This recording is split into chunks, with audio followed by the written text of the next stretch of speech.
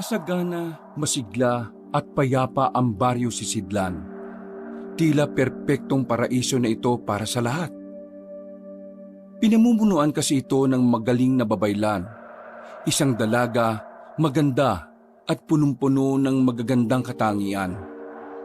Pero ang masayang baryo, isang gabi, nabahira ng kadiliman. Kasamaan na siyang magiging dahilan kung bakit dadanak ang dugo. Kinuha ang babaylan, ang mga aswang ang may kagagawan. At para mailigtas ang dalaga, kailangan nilang kalabanin ang mga yon. Dito na mabubuo ang samahan ng mga baguhang antingero kontra sa mga nilalang. Si Bedger ang isa sa mga mahuhusay kasama ng dalawa niyang kaibigan, sila ang matitirang matibay. Susubukan nilang iligtas ang babaylan gamit ang kanilang mga anting-anting. Papasukin nila ang kaharian ng mga aswang. Pero sa kasamaang palad, isang pangyayari ang hindi nila inaasahan. Aabutan nila ang babaylan sa maayos na kalagayan, masaya at kontento. Kalaunan, malalaman nilang kasapi ito ng mga aswang. At ang tanging dahilan kaya sila pinapunta sa kaharian ay para kunin kay Bedger ang pinakamalakas na anting-anting. Ito ay para wala na makakapigil sa mga nais gawin ng kasamaan. Sa rebelisyon ng babaylan, magawa nga kaya nilang matalo ang mga kalaban nila? Ano ang gagawin nila gayong nasa kaharian sila ng mga aswang? Isusuko nga kaya ni Bedger ang anting-anting? O baka ilalaban nila ito hanggang kamatayan? Ano ang dahilan kung bakit naging kakampi ng mga aswang ang babaylan? Malalaman nila ang dahilan sa paglakad ng kwento hanggang sa dulo. Isang dahilan na muntikan na silang malinlang.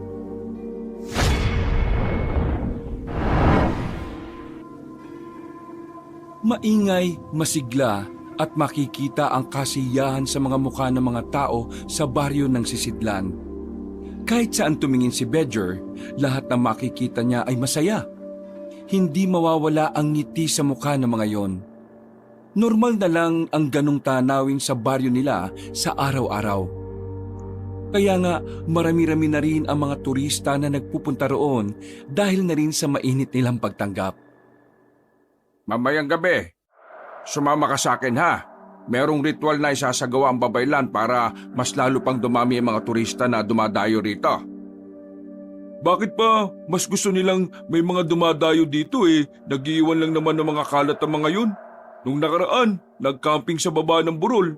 Mga walang hiya, iniwan lang yung mga pinagkalatan. Bedger, bibig mo.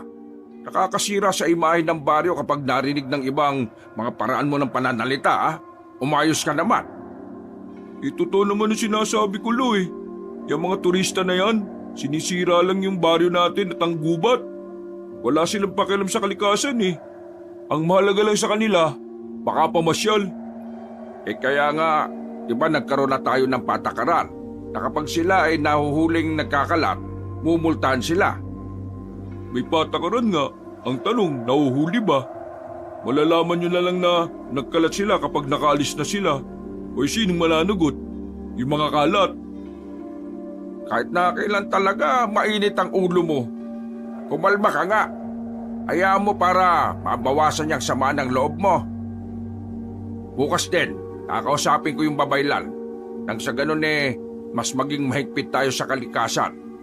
Magpapakalat na rin ng mga tao para mas mabantayan ang galaw ng mga turista. Kapag ako nakatsyempo sa mga turista na yan na nagkakalat, nako, sasapakin ko yung mga mukha niyan. Bedger, ano ka ba? Bakit ganyan ang mga sinasabi mo? Taliwas yung mga salita mo sa tinuturo sa atin ng babaylan ha? Bakit ka ba ganyan? Kasi napapala mong pamamalagi mo sa Maynila 5 buwan ka palang naroroon naging magaspang na yung pag-uugali mo. Wala akong kinalaman dito ang pag-extra ko ng trabaho sa Maynila. Kahit sino namang may malasakit sa kalikasan, Lo mabubwisit kapag tinatarantado nila ang kalikasan dito. Basta, hindi na kita papayagang pampumunta sa Maynila sa susunod. Tag-ibang ugali mo Sumama ka sa akin mamayang gabi ha. Kailangan ako ron At kailangan din kita ron. Naintindihan mo ba ako? Maayos ka ha? Lumabas na ang kanyang lolo at naiwan siyang mag-isa sa harapan ng lamesa habang sinasawsaw ang tinapay sa kape. Salubong pa rin ang kilay niya. Banas na banas kasi siya sa mga turistang dumadayo sa baryo nila noong nakaraan pa. Siya at ang dalawa niyang kasing kaibigan ang madalas na naglilinis ng mga yon. Dahil madalas sila lang din naman ang nakakakita. Si Mang Apollo na lamang ang natitira niyang kamag-anak sa baryo nila. Wala na ang kanyang mga magulang. Namatay ang kanyang ama dahil sa sakit sa bituka. Ang kanyang ina naman ay nagtungo sa Maynila. At mula noon ay hindi na muli pang nagpakita. At dahil si Mang Apollo na ang kinalakihan niya, nasanay siya sa buhay na disente. Gawa na rin nga na ito na rin ang turo sa kanila ng babaylan. Ang maging mabuti at mabuting halimbawa sa mata ng Diyos at ng mga bathalang kanilang pinaniniwalaan. Pero kahit na napapaligiran ng mga disente at matitinong tao si Bedger, hindi maiwasang nag-iiba minsan ang ugali niya depende sa kanyang pananaw. At kahit na tila sinasamba ng mga tao ang babaylan sa kanilang baryo, pangkaraniwan lang din ang tingin niya roon. Para sa kanya, Diyos lamang ang dapat na sinasamba at hindi ang isang tao lamang. Napalingon si Bedger sa bintana nang may marinig siyang sumisitsit. Nakita niyang nakasilip ang kanyang kaibigan na si Elmar. Dahan-dahang inangat nito ang ulo at pinakita ang malapad na ngiti. Yun oh, penge oh. Yun oh, yung pandesal na may keso oh. Isa lang. Kinuha ni Bedger ang isang pandesal at hinagis sa kaibigan. Buti na lamang ay magaling sumalo si Elmar. Yun, maraming salamat ha. Pero bakit nakabusangot na naman yung mukha mo? Naiirita kasi ako sa mga turista na dumadayo dito sa atin eh. Mga makakalat, palibasa galing Maynila. Sasapakin ko yung mga yan kapag natsyempohan ko eh. Yan pa rin pala pinuputok ng butsi mo? Noong nakaraan pa yan ah. Mula kasi nang dumating sila rito, parang dumami na ang lamok eh. Ano naman kinalaman ng lamok sa pagdating nila? Nagdala ba sila ng lamok na taga Maynila? Ayos, lamok na Manilenyo. Nag-iisip ka ba talaga? Malamang yung mga kalat nila. Nagiging dahilan yun para mamahay ang mga lamok. Kagaya na lang ng mga tubig na iniwan nila. Nakabalandra ng ilang araw. Nangingitlog ang mga lamok dun eh. Hindi mo ba pinag-aralan yun? Ha? Absent yata ako nun. Ano bang kailangan mo? Nandito ka kaaga-aga. Si Rico. Oh, may nakikita ka bang Rico dito? Wala. Pero ikaw ang kailangan ni Rico. Ha? Ano na naman? Natuklaw siya ng ahas ngayon. Napatayo si Bedger at naibuga pa ang iniinom na kape. Bigla itong nataranta. Hinawakan agad ng binata sa kwelyo si Elmar dahil sa inis. Natuklaw ng ahas si Rico tapos ang daldal mo pa dyan? Sira ulo ko pala talaga eh no? Tara na nga kasi ang dami mong pang sinasabi. Hindi na sila nagsayang ng oras. Nagmamadali silang tumakbo patungo sa bahay nila Rico. Nang dumating sila roon, ay nasa bakuran ng kanilang kaibigan. Nakaupo sa hagdanan sa tapat ng pinto at medyo namumutla na. Kahit kailan talaga, Elmar, ang kupad mong utusan. Pre, Bedger, tulungan mo naman ako. Nakagat ako ng ahas eh. Sige, dito ka sa lamesa. Umiga ka. Teka, dala ko naman ng mga gamit ko eh. Elmar, kuha mo nga ako ng ningas tapos sindihan mo. Kailangan ko ng apoy. Rico pre, isang banda yung kagat. Dito, ayan. Nakita ni Bedger ang dalawang malaking butas sa binti ng lalaki. Unang tingin niya pa lang, naginala na siya na baka hindi ahas ang kumagat kay Rico. Pero hindi na muna niya yun inintindi. Mas inuna niyang inisip na maalis kung anumang kamandag ang meron sa kagat na yon. Nang makapagsindi na ng apoy si Elmer, kinuha ni Bedger ang garapon na kasing laki lang ng maliit na baso ang bunganga. May kung anong langis siyang ipinahid at saka may nilagay din siyang parang tawa sa garapon.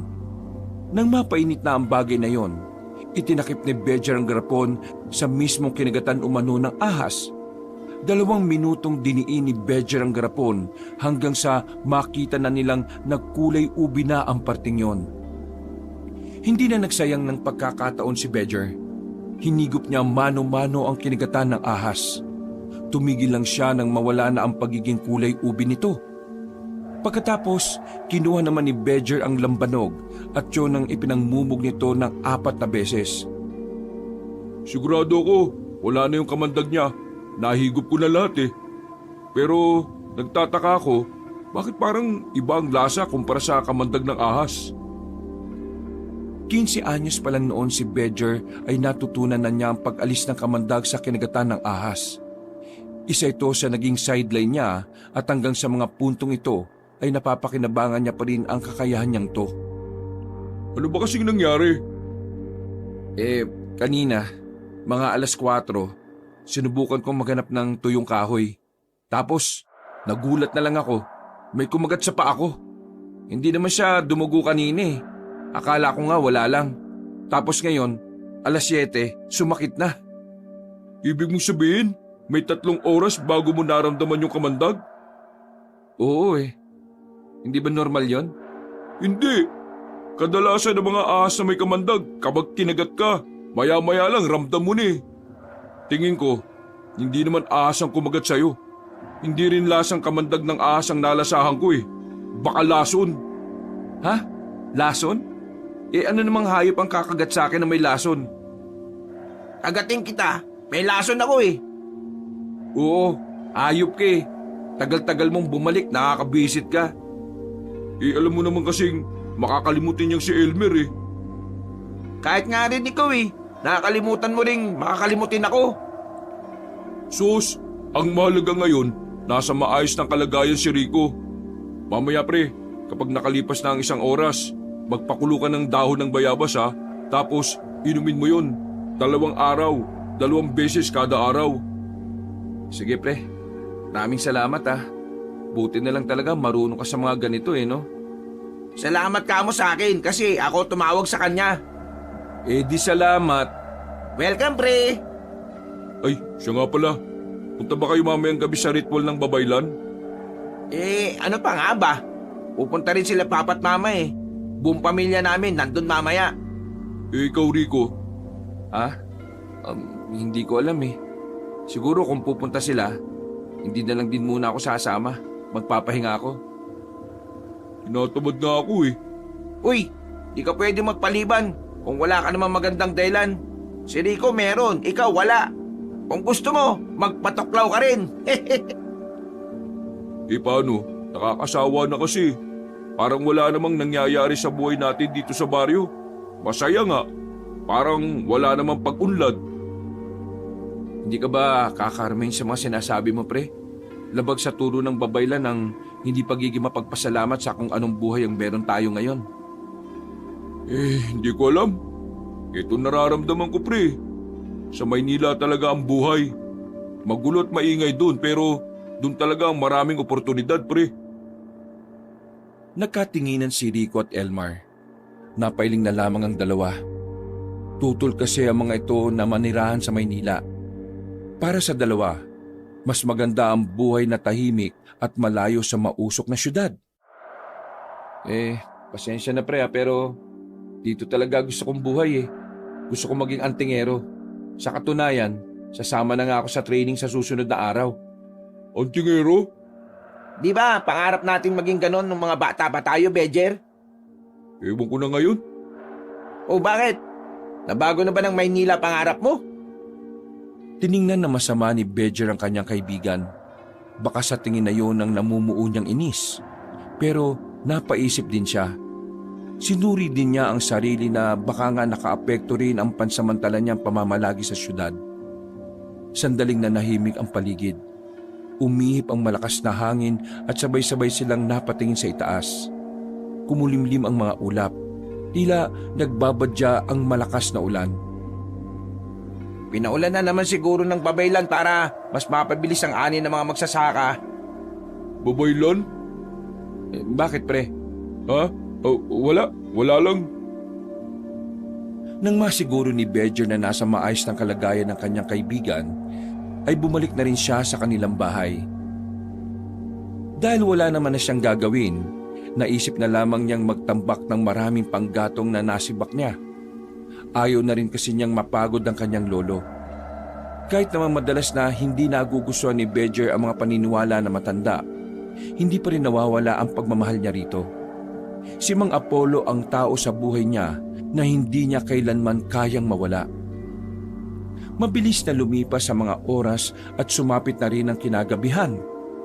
Kagaya ng tradisyon, sa tuwing magsasagawa ng isang ritual ang babaylan, kailangan na nakasuot sila ng pulang tela sa pangitaas.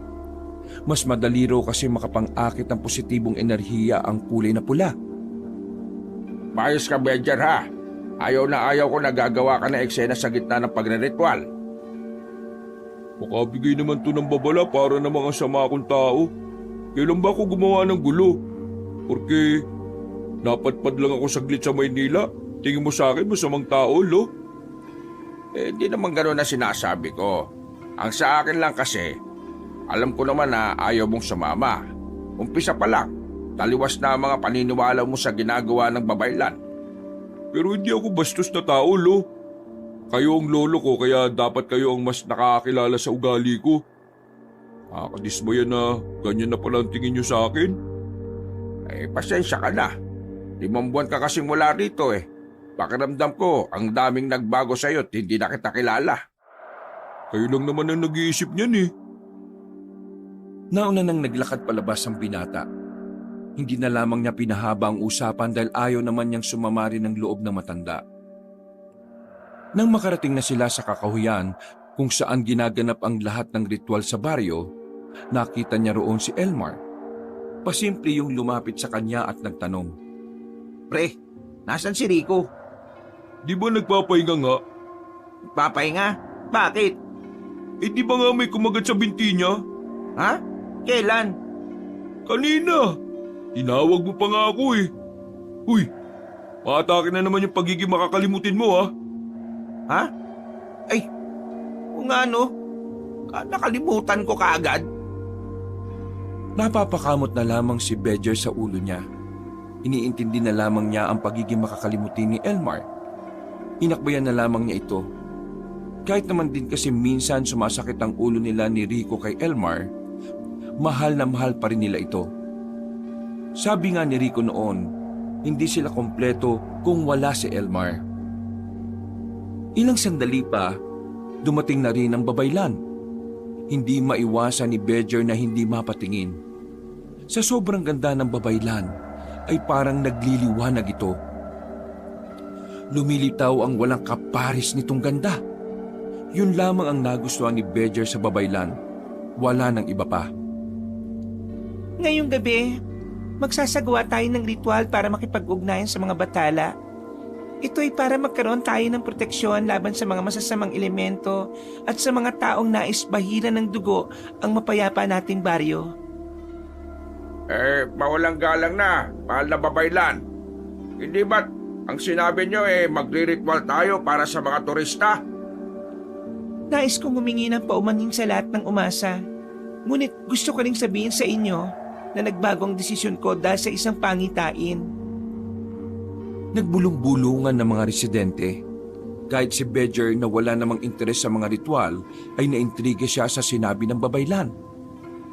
Sa aking pangitain, may mga masasamang nilalang, mga kampo ng kadiliman. Dumanak ang dugo habang may mga umiiyak na tao. Mga kalugar, ito ang tamang panahon para hingin natin ng tulong ng mga batala. Kailangan natin magsagawa ng ritual, kaya sana ay magkaisa ang lahat. Pre, listahan tayo. Sa mga susunod na araw, magkakaroon na ng grupo ng mga antingero dito ano? Oh, ano naman? Anong ano naman? Malamang sasali tayo. Oy, sige. Muli silang nanahimik nang mapatingin sa direksyon nila ang babaylan. Napatingin din sa kanila ang mga tao dahil sa kahiyan at pangamba na baka pagalitan sila ng mga tao sa kaingayan nila. Kung ano-ano na lang ang nasabi ni Bedger. Dahilan para mapasubo sila. Ano, pasensya na. Napag-usapan lang kasi namin na nito ni Elmar na maganda siguro, magkaroon ng, pre, tulungan mo na ako. Ha? Bahala ka dyan. Ano po kasi, naisip lang namin na kung magkakaroon ng mga samahan gaya ng mga antingero, tama, ganun, mga antingero, para may mga protektor ang baryo. Sa sinabing yun ni Bedger, nakita niyang napangiti si Mang Apollo. Para bang nanalo sa loto sa saya ang matanda. Dahil sa unang pagkakataon, may nasabi ring maganda ang binata sa ganung uri ng pagpupulong. Natuwa rin ng mga tao sa kanya. Napatangon na nga lang din ang babaylan. Dahil kahit ito rin ay sang-ayon sa sinabi niya. Pero sa loob-loob ni Bedger, wala siyang intensyon na sabihin ng mga yun. Parang kusa na lang niyang nabigkasyon dahil na rin sa pressure. Pre, bilib na ako sa'yo. Manda ka sa akin mamaya, tingnan mo lang. Nilaglag mo ako, pinabayaan mo ako. Dahil sa nabuksan na rin naman ni Bedger ang usapan sa pagiging antingero, yun na rin ang naging laman ng usapan matapos ang sinagawang ritual. Sising-sisi si Bedger dahil pagtapos ng pagpupulong, kada lalapit sa kanyang mga tao ay pinupuri ang naisip niya. Abo, sobrang talino mo kanina. Tuwang-tuwa ang mga kumpare ko sa iyo eh. Ang sabi pa nila, magiging magaling kang antingero kung ganyan ang pananaw mo. Naka, bilib na bilib talaga ako sa iyo. Hindi niya pinakinggan si Mang Apollo. Hinanap lang niya ang kaibigan niyang si Elmar. Bigla na lamang kasi yung lumayas matapos ang pagpupulong nila. Balak pa naman sana ni Bedger na patikimin ng malakas na batok ang kaibigan niya dahil sa nangyari. Ay, nakikinig ka ba sa akin? Hindi ka ba masaya? Nakikinig naman po ako. Opo, masaya ako. Masaya pala mapuri ng mga tao no? Sinasabi ko naman kasi sa iyo, kapag naging matino kang tao, marami talaga matutuwa sa iyo, apo.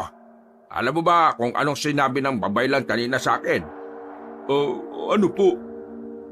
Hindi ka lang daw gwapo, matalino ka pa. Hindi maiwasan ng binata na matuwa ng palihim. May kakaibang dulot sa kanya ang sinabing yun ng babaylan. Bigla na lamang siyang naguluhan kung bakit parang gustong-gusto niya ang mapuri ng dalagang si Marikit. Paano? Auna ka na sa bahay ha. Pupuntahan ko lang mga kumpare ko. May itatanong pa ako para sa mga anting-anting. Sige po, Lo. Nagmamadaling naglakad si Mang Apollo nang may saya sa muka. Isang malakas na batok ang natanggap ni Elmar nang makita niya si Bedger. Napakamot na lamang sa ulo ang binata.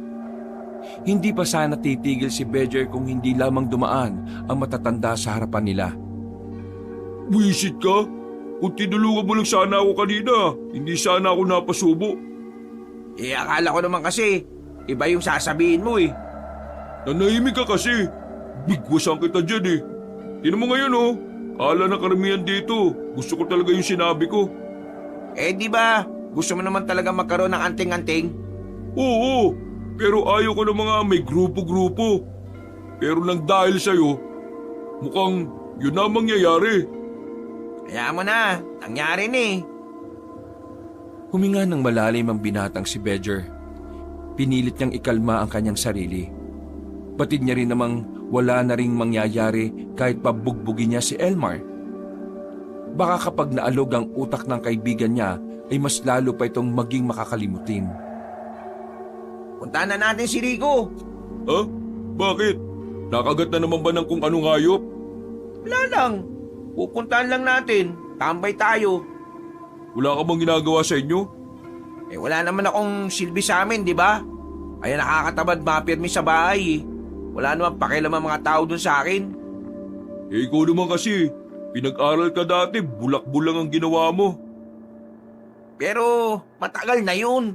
Sinusubukan ko naman bumawi pero wala silang pakialam Abang boy na nila akong titingnan na walang kwenta.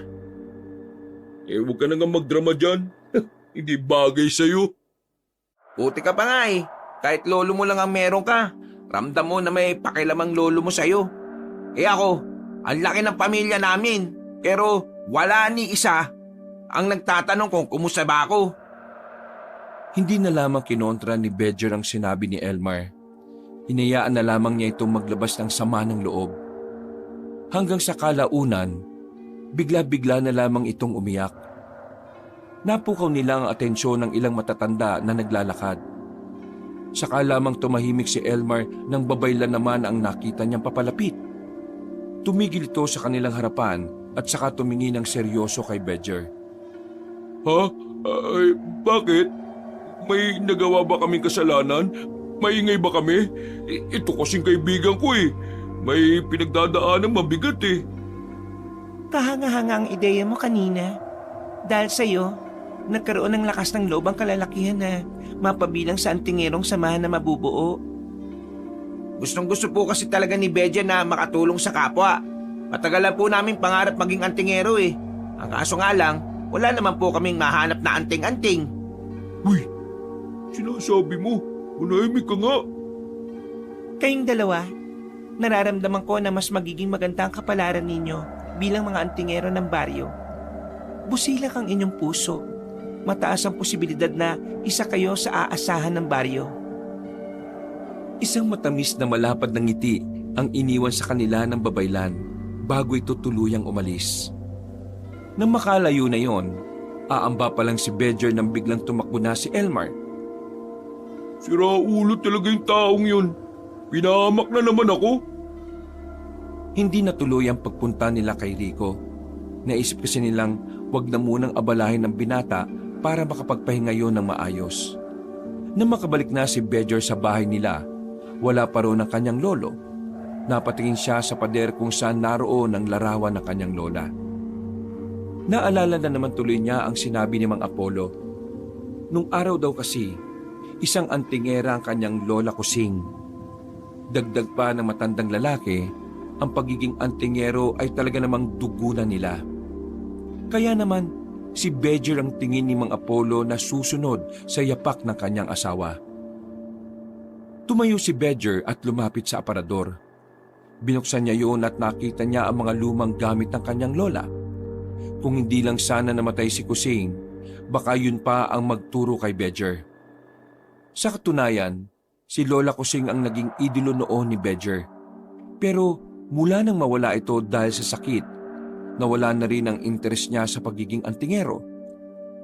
Gusto pa rin naman niya, pero hindi na gaya ng dati na talagang determinado siyang matuto. Nandito ka na pala. Kumain ka na ba? May pagkain dyan sa lamesa ha? Lo, ano palang dahilan ni Lola nung pinili niyang maging antingera nun?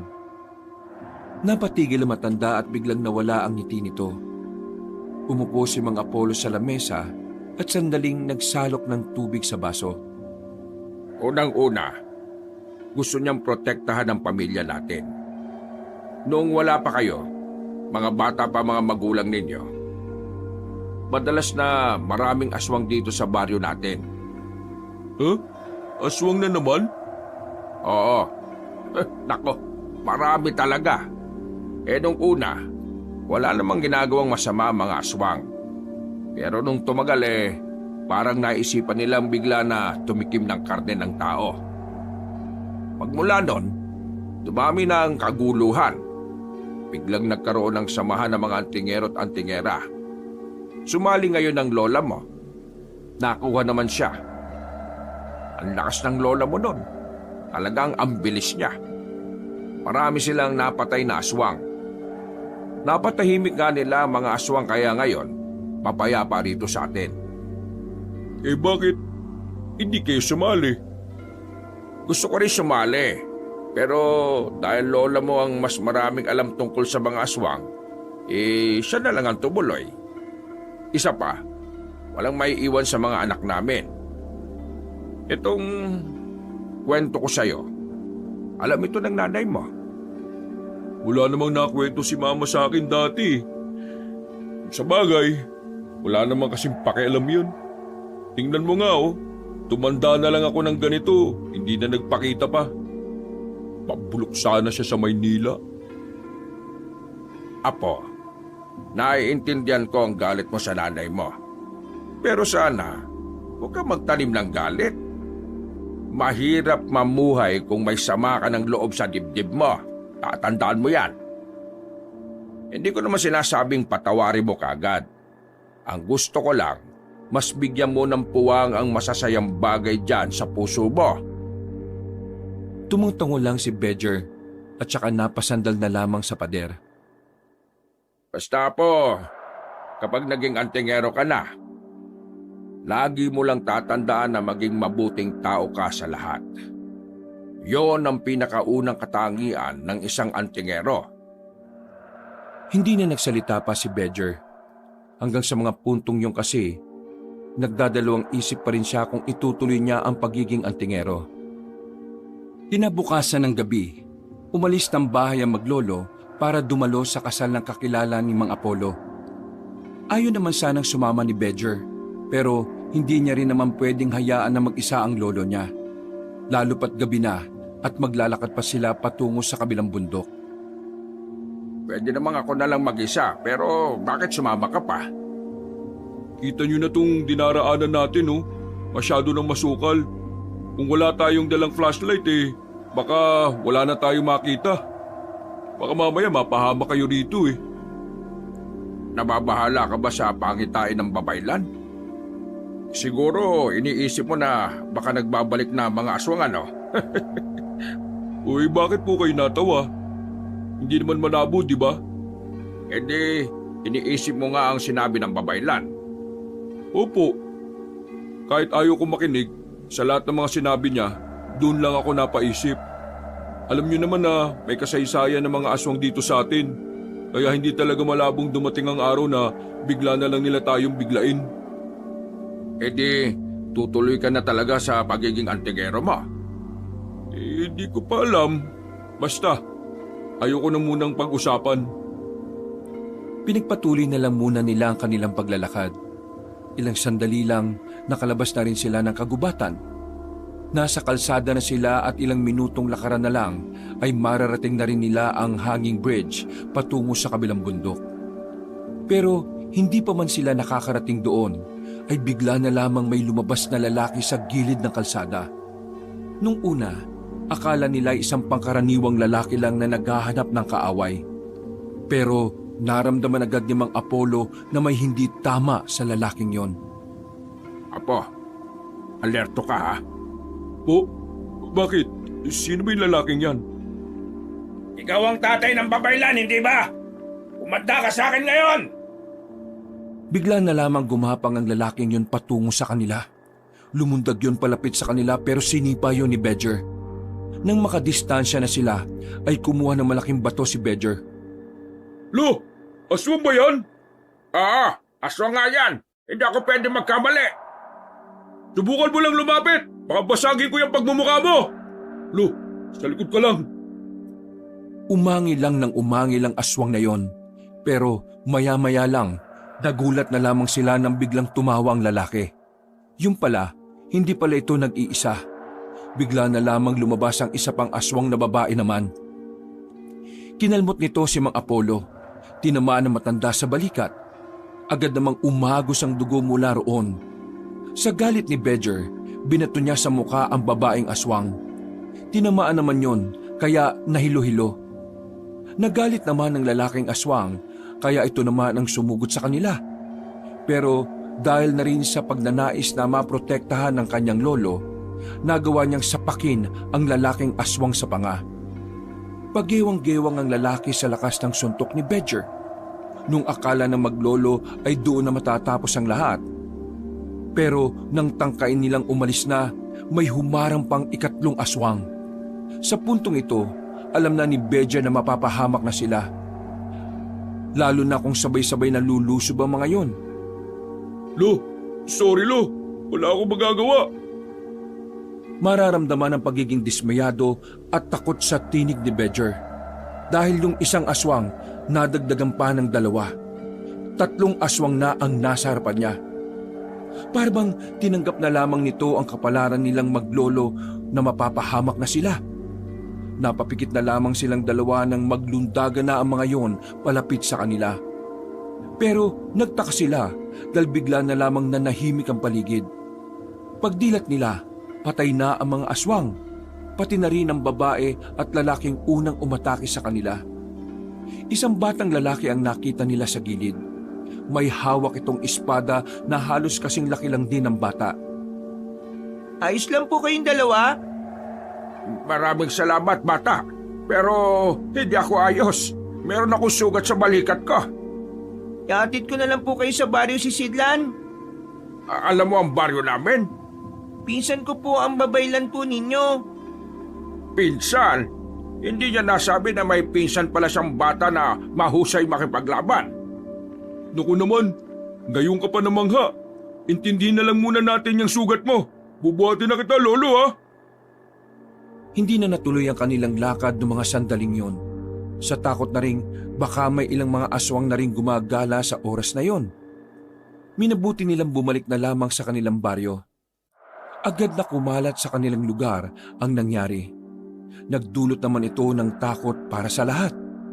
Samantala, matapos malagyan ng paunang lunas ang sugat ni Mang Apollo, dumating na rin ang babaylan sa kinalalagyan nilang tent. Mang Apollo, kumusta po ang inyong kalagayan? Maayos na ako. Kakaunti na lang ang kirot. Salamat dito sa batang pinsan mo. Magaling na, marunong pang manggamot. Papunta na rin po sana ako dito sa baryo ninyo. Ang kaso nga lang, nakita ko silang inaatake ng aswang. Hindi na po ako nagdalawang isip na iligtas sila. Mukhang mangyayari na ang pangitain. Mukhang muli na silang nagbabalik. Kagalang-galang na babaylan. Mukhang ikaw at ang pamilya mo ang punterya ng mga aswang. Ako at ang aking pamilya? Bago kami atakihin ng mga aswang, pinakala ng isang aswang si Lolo Apollo ang tatay ninyo. Kagalang-galang na babaylan. Ang pakiwari ko ikaw ang pakay nila. Pero hindi pa malinaw sa akin kung ano ang gusto nilang gawin sa'yo at kung ano man ang nais nilang makuha sa'yo. Kung ano man ang dahilan nila, nasisiguro kong peligro ang idudulot nila sa sangkatauhan. Botchog, tutal ay narito ko na rin naman. Ikaw ang nais kong maging pinuno ng grupong bubuin ko ng mga antingero. Sandali, itong batang to, magiging pinuno? Apo, ang ugali mo. Sa edad na 10, marami ng kaalaman si Botchog sa pagiging antingero.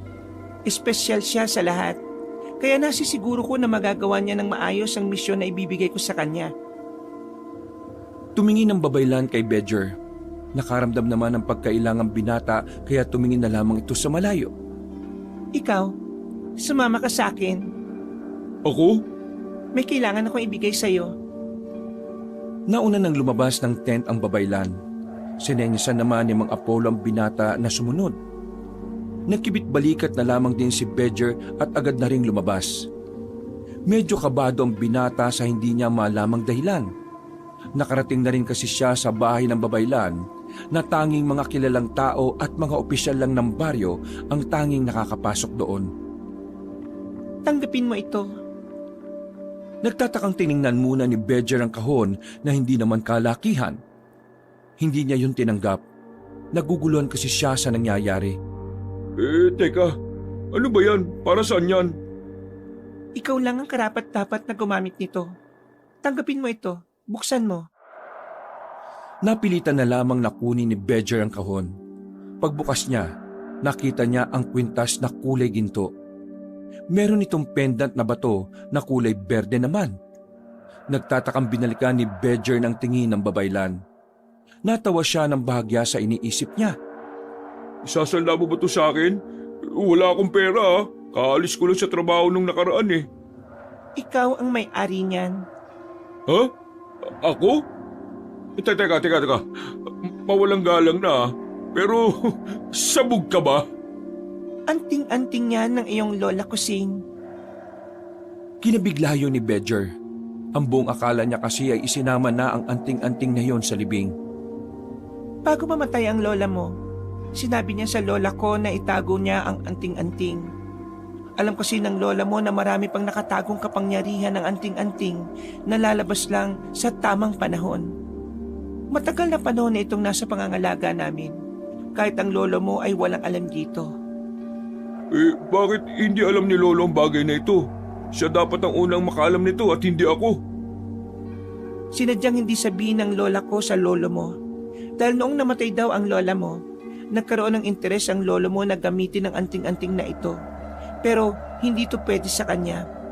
Ang anting-anting na ito ay mas bata ang kailangang gumamit. Dahil kung matanda ang gagamit nito, hindi nakakayanin ang katawan. Kaya ikaw, Bedger, ikaw lang ang nakikita kong pwedeng makagamit ng anting-anting na ito.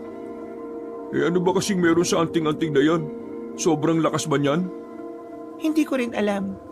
Lahat ng kakayahan ko ng panunuri ay ginawa ko na. Pero nanatiling blanco ang pagkakakilanlan ng anting-anting ng lola mo. Wala itong pangalan. Ang tanging paglalarawan lang na meron ito ay nakakatulong itong pabilisin ng katawan ng gumagamit nito. Kung kayo nga hindi alam kung anong meron dyan, ako pa kaya? Ibig sabihin, hindi ko rin yan magagamit kung wala naman akong alam tungkol dyan. Sa pagkakaalam ko, magagamit mo lang naman ng tama ang isang anting-anting kapag natawag mo ang pangalan niya eh. Pero ano bang pangalan yan? Hindi natin alam. May natural na kapangyarihan ng anting-anting na ito kahit hindi mo malaman ang pangalan niya. Parehong kapangyarihan na ginagamit noon ng lola mo. Ibibigay ko ito sa iyo dahil alam kong kailangan mo ito, lalo na sa nangyayari sa lolo mo ngayon. Napalunok ng laway si Bedger. Bigla na naman kasi niyang naalala ang nangyari. Hindi niya maiwasang hindi sisihin ang sarili niya. Pakiramdam niya ay wala siyang kwenta dahil wala siyang nagawa. Nahihiya siya sa bata dahil yun pa ang tumulong sa kanila. Nababasa ko sa mga mata mo ang kawalan ng tiwala sa iyong sarili, Bedger. Kaya kung tatanggapin mo ang anting-anting na ito, magagawa mo na rin protektahan ang mga mahal mo sa buhay. Pero higit sa lahat, magagawa mo na rin ipagtanggol ang mas maraming buhay.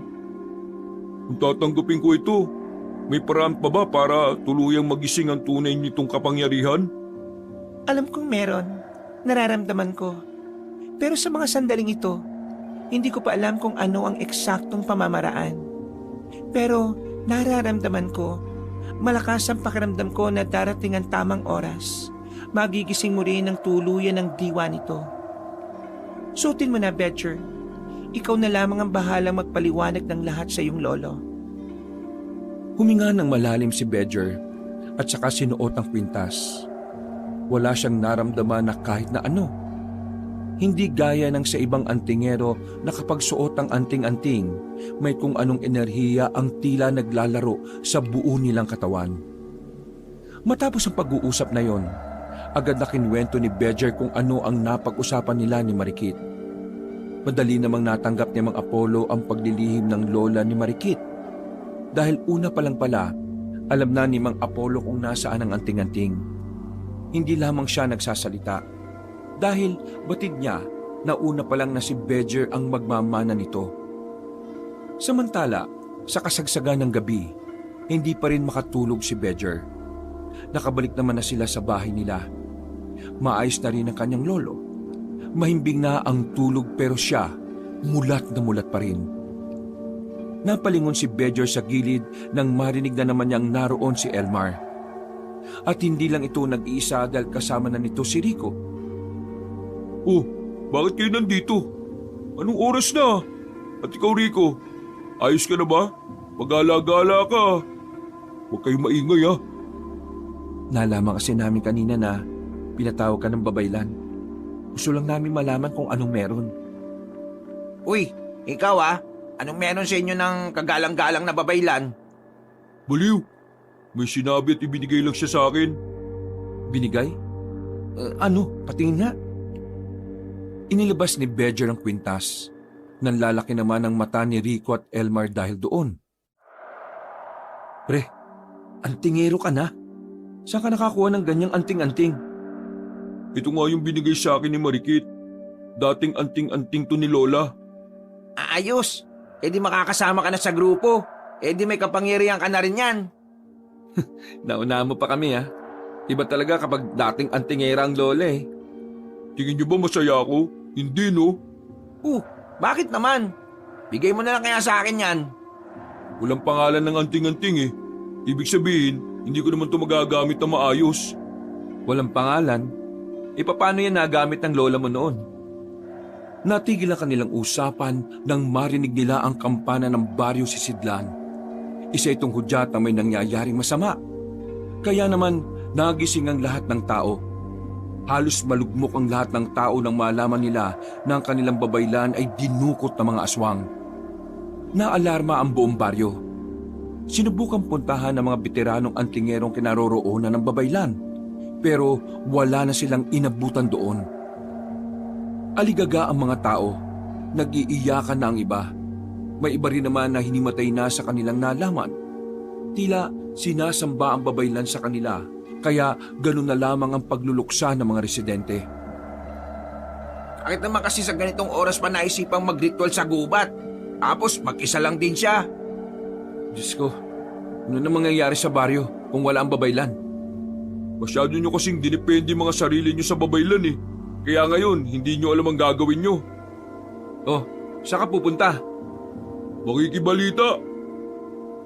Umalis silang tatlo at nagtungo sila sa lugar kung saan nakatira ang babaylan ng baryo. Pagdating nila roon, ang batang si Botchog ang inabutan nila. Kausap nito ang ibang kapwa antingero. Bata, ano nangyari? Nang tawagin ni Bedger na bata si Botchog, masama ang tingin sa kanya ng mga kalalakihan. Hindi rin naman kasi alam ni Bedger kung anong itatawag niya roon. Kaya napayuko na lang din siya at napakamot sa ulo. Lumabas kanina si Ate Marikit para sana magsagawa ng ritual ng pangitain. Pero pinayagan ko siyang makalabas dahil pinadalan ko siya ng malalakas na anting-anting eh. Pero nagtataka ako, nakalapit pa rin sa kanya yung mga aswang. Sinubukan siyang balikan ng marinig kong mga ingay, pero wala na siya. Sana man lang kasi naganap siya ng makakasama eh. At bakit pa kasi gabi pa? Ang ritual ng pangitain ay ginagawa ng mag-isa sa gabi. Maselan nito kaya hindi pwedeng may kasama. Bumuntong hininga na lamang si Bedger. Hindi niya alam kung bakit pati siya nakakaramdam na rin ng stress. Nanatili lamang siya roon. Naghihintay sila ng balita kung anong hakbang ang gagawin ng mga antingerong veterano. Hindi ba tayo alis dito? Wala namang pumapansin sa atin eh. Ano ka ba? Hihintayin nga natin kung anong mangyayari. Nakakapikon. Oh, bakit? Akala ko wala na akong interes sa pagiging antingero na to. Pero nandito na ako. Isa lang ang ibig sabihin yan. Ano? Nakakalimutan ko na yung sasabihin ko eh. Ay, buwisit. Pre, tinatawag ka na yata ng tungkulin eh. Halos isang oras na rin silang nakatayo roon. Pero wala namang nangyari. Umuwi na lamang sila at natulog. Kinabukasan ay nabulabog na naman sila nang may naglilibot para kalampagin ang bawat bahay. Iniimbitahan ng lahat ng lalaki, antingero man o hindi. Yun ay para sumama sa gagawing pagligtas sa babaylan.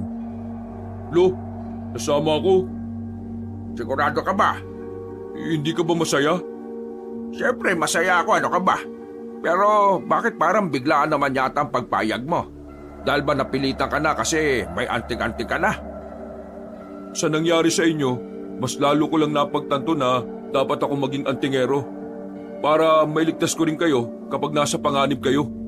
Kagaya ng dahilan ni Lola, bukod sa gusto kong makatulong sa mga tao, gusto ko rin protektahan ang mga mahal ko sa buhay. O siya, sige po. So, suportahan kita. Basta, mag-iingat ka palagi, ha? Tumango na lamang si Bedger. Matapos makapag-ayos, ay tumungo na rin sila sa kinaroroonan ng mga antingero. Halo-halo na ang naroroon. Kahit ang ilang mga pangkaraniwang tao ay naroon din. Karamihan ay lalaki. Bakit ba kasi may ganito? Ano bang nangyari? Hindi ba nga dinukot ng mga aswang ang babaylan? Kagabi lang nangyari. Nakalimutan mo na kagad? Ha? Ay, oo nga pala. Uy, Bedger. Kanina ka pa tahimik ah. May problema ka ba? Ha? Wala. Kinakabahan lang ako. O bakit? Napipilitan ka lang ba? Hindi naman. Pakiramdam ko lang, hindi tama to. Karamihan sa mga isasama, mga pangkaraniwang tao lang. Kakaunti lang ang antingero. Tapos, 4 lang ang veterano. Hindi ko alam kung kakayanin ba natin pumasok sa lungga ng mga aswang. Mga pre, kaharian ng mga aswang yun, hindi lang basta kuta. Sa sinabi niyo ni Bedger, na nahimik na rin ang dalawa. Bumakas sa mukha ng mga yon ng takot. Ang kanina'y mga sabik at masisigla, nawalan na rin ng ngiti. Pinagpapawisan ng malamig. Sa lahat ng naririto, pumunta sa kaliwa ang mga hindi pa antingero. Sa kanan naman, ang mga may anting-anting at tinuturing na antingero ang sarili nila. Malas, magkakahiwalay pa. Kahit gustong kasama ni Bedger ang dalawan niyang kaibigan, ay wala siyang nagawa kundi ang humanay sa mga antingero. Nagulat nga ang ibang veterano kung bakit siya naroon. Lalong-lalo na si Aling Nympha. Isa sa pinakamatagal ng antingero sa baryo si Sidlan. Ikaw, bakit ka narito? Antingero ka ba? Masungit ang pagkakatanong ni Aling Nympha kaya nakaramdam din ng inis ang binata. Medyo napahiya rin kasi siya kasi nagtinginan ng mga tao sa kanya. Antingero po rito, di ba? Oo nga, kaya nga bakit ka nandyan? Ibig sabihin lang po nito, antingero ko. Hindi kita nakikita sa mga pagsasanay tapos sasabihin mong isa kang antingero? Sino ba niloloko mo? Ako pa talaga veterano na ako dito. Mabuti na lamang ay lumapit na rin sa kanila ang batang si Botchog, ang itinalagang leader ng babaylan. Aling Nympha, si Kuya Bedger ay itinalaga ng kagalang-galang na babaylan. Ibig sabihin, isa siyang antingero. Kung gayon, ilabas mo ang anting-anting mo. Aling Nympha, mawalang galang na po. Pero hindi po itong oras para sa mga ganyang bagay. Kailangan natin ng isa't isa kaya magtiwala tayo sa isa't isa. Huminga ng malalim ang matandang babae. Halatang gigil ito kay Bedger. Pero hindi na lamang din yon pinansin ng binata. Kilala niya ang matandang yon base sa kwentong naririnig niya. Ang sabi, masungit at istrikto daw si Aling Nympha na kung minsan ay wala na rin sa lugar. Matapos ang eksenang yon, inihanda na rin silang lahat. Maghapon silang tinruan kung papaano makipaglaban, habang ang mga antingero naman, inisa-isang subukan ng kapangyarihan ng anting-anting na dala nila. Bakit ba? Bakit mo ko dinala rito? At bakit dalawa lang tayo? Alam ko kung ano napag-usapan niyo ni Ate Marikit. Alam ko rin kung anong klaseng anting-antingan meron ka. Alam mo rin na wala itong pangalan? Oo, kaya yun ang susubukan nating malaman ngayon. Alam mo kung paano? Hindi ko sigurado kung gagana pero pwede nating subukan. Teka nga, sigurado ka bang bata ka? Ilang taon ka na nga ulit? 10 taon. Hindi ganyan magsalita at kumilos yung 10 taon eh. Hindi ako naniniwala na bata ka. Ikaw ang bahala. Naglakad ang bata patungo sa harapan niya. Nagulat na lamang si Bedger nang biglang sinuntok siya ni Botchog sa mukha. Natumba ang binata dahil sa ginawa nito. Wisit! Bakit mo ko sinuntok? Isang paraan para malaman kung gumagana ng anting-anting mo. Ang suntukin ako? Kapag naramdaman ng anting-anting na nasa panganib ang amo niya, kusa siyang nakakaroon ng reaksyon sa nangyari. Pero sa ginawa ko, inayaan ka lang niyang masuntok eh. Ibig sabihin, tulog ang diwa ng anting-anting at wala pa itong kinikilalang amo. Ang sakit ng suntok mo ah. Pero, paano niya ako kikilalanin? Umupo ka at ipikit mo ang mga mata mo. Gagawa ko ng ritual. At habang nakapikit ka, subukan mong isipin na nasa loob ka ng isang bahay na may maraming pinto. Gumawa ka ng matinding konsentrasyon. Sa mga pintong yon, pakiramdaman mo kung alin doon ang dapat mong pasukan. Kapag nakapasok ka dyan, malalaman mo rin ang pangalan niya. At magigising mo na rin ang diwa ng anting-anting. Sigurado kong gumagana ito? Ganitong paraan ang itinuro sa amin ng mga naging guro namin. Wala namang masama kung susubukan natin sa'yo, di ba? Sinunod na lamang ni Bedger ang sinasabi ng bata. Pumikit siya at gumawa ng matinding konsentrasyon. Dinadaman niya ang kalikasan. Tila nakikipag-ugnayan siya sa kagubatan. Naramdaman na lamang din niya ang ritual na ginagawa ng bata. Maya-maya lang, tila may nakita na siyang 4 na pinto. Kahit nakapikit siya, pinakiramdaman niya kung ano ang karapat-dapat sa pinto. Hanggang sa kalaunan, sa pangalawang pinto siya pumasok. Mga ilang sandali lang, nakaramdam na siya ng panginginig. Para bang kinuryente siya sa silid na yon. Bigla na lamang siyang bumagsak at maging si Botchog ay nataranta na rin. Kuya Bedger, naririnig mo ba ako? Oo, naririnig kita. Hindi naman ako bingi, no? Marahang bumangon si Bedger. Tila ba nararamdaman pa rin niya ang kuryente sa katawan niya. Para din ang gaang-gaan niya. Ano? Nakita mo na ba kung anong pangalan ng anting-anting? Nakapasok ako sa pinto, pero wala akong nakitang pangalan. Madilim ang silid eh. Tapos nakaramdam na lang ako bigla na parang nakuryente ako. Hindi ba ganun ang nangyari sa'yo? Hindi. Nung napasok ko ang pinto, nakita ko kaagad ang pangalan eh. Hindi ako nakuryente. Pero naramdaman kong parang may nagbago sa katawan ko. May nagbago rin sa katawan ko. Parang ang gaan ko. Pero ang gulo pa rin eh.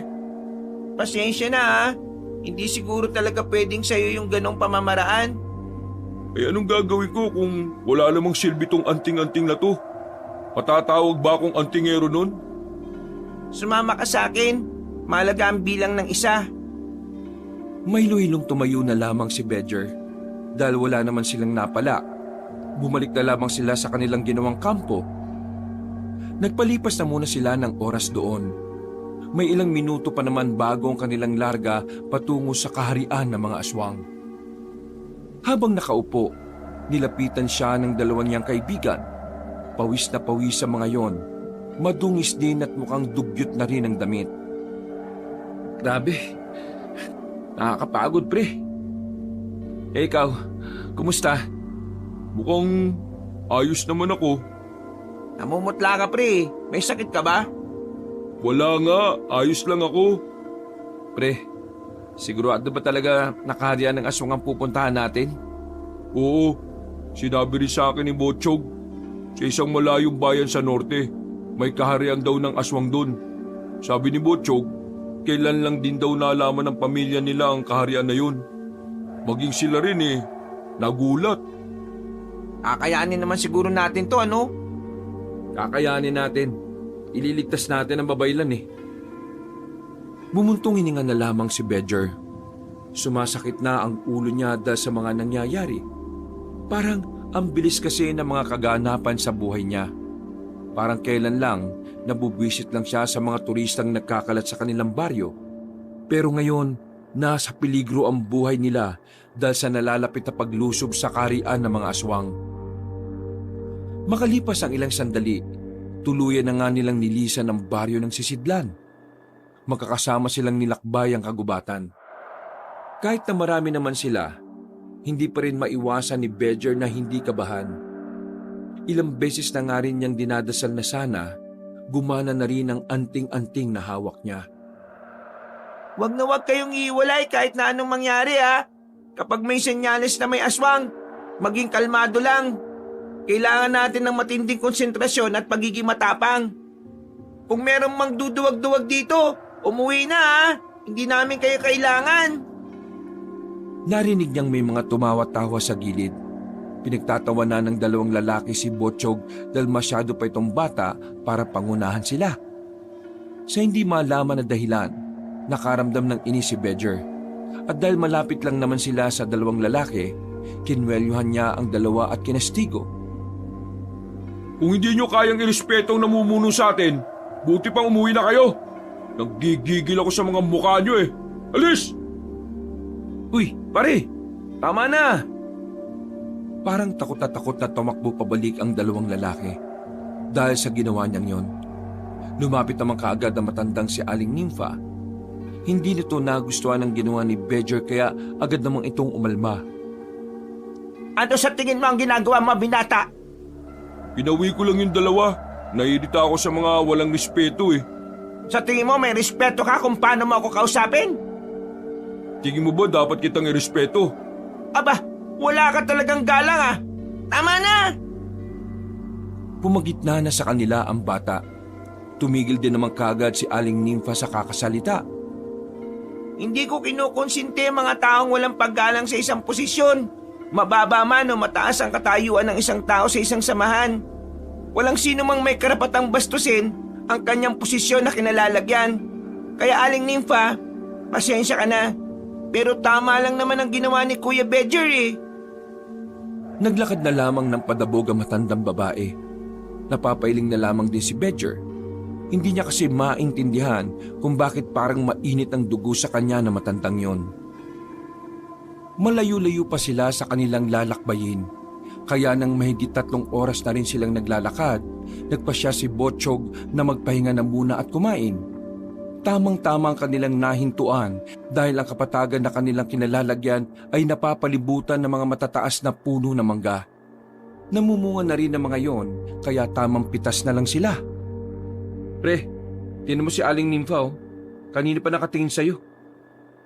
Nakabukod ang 3 magkakaibigan sa ibang pwesto.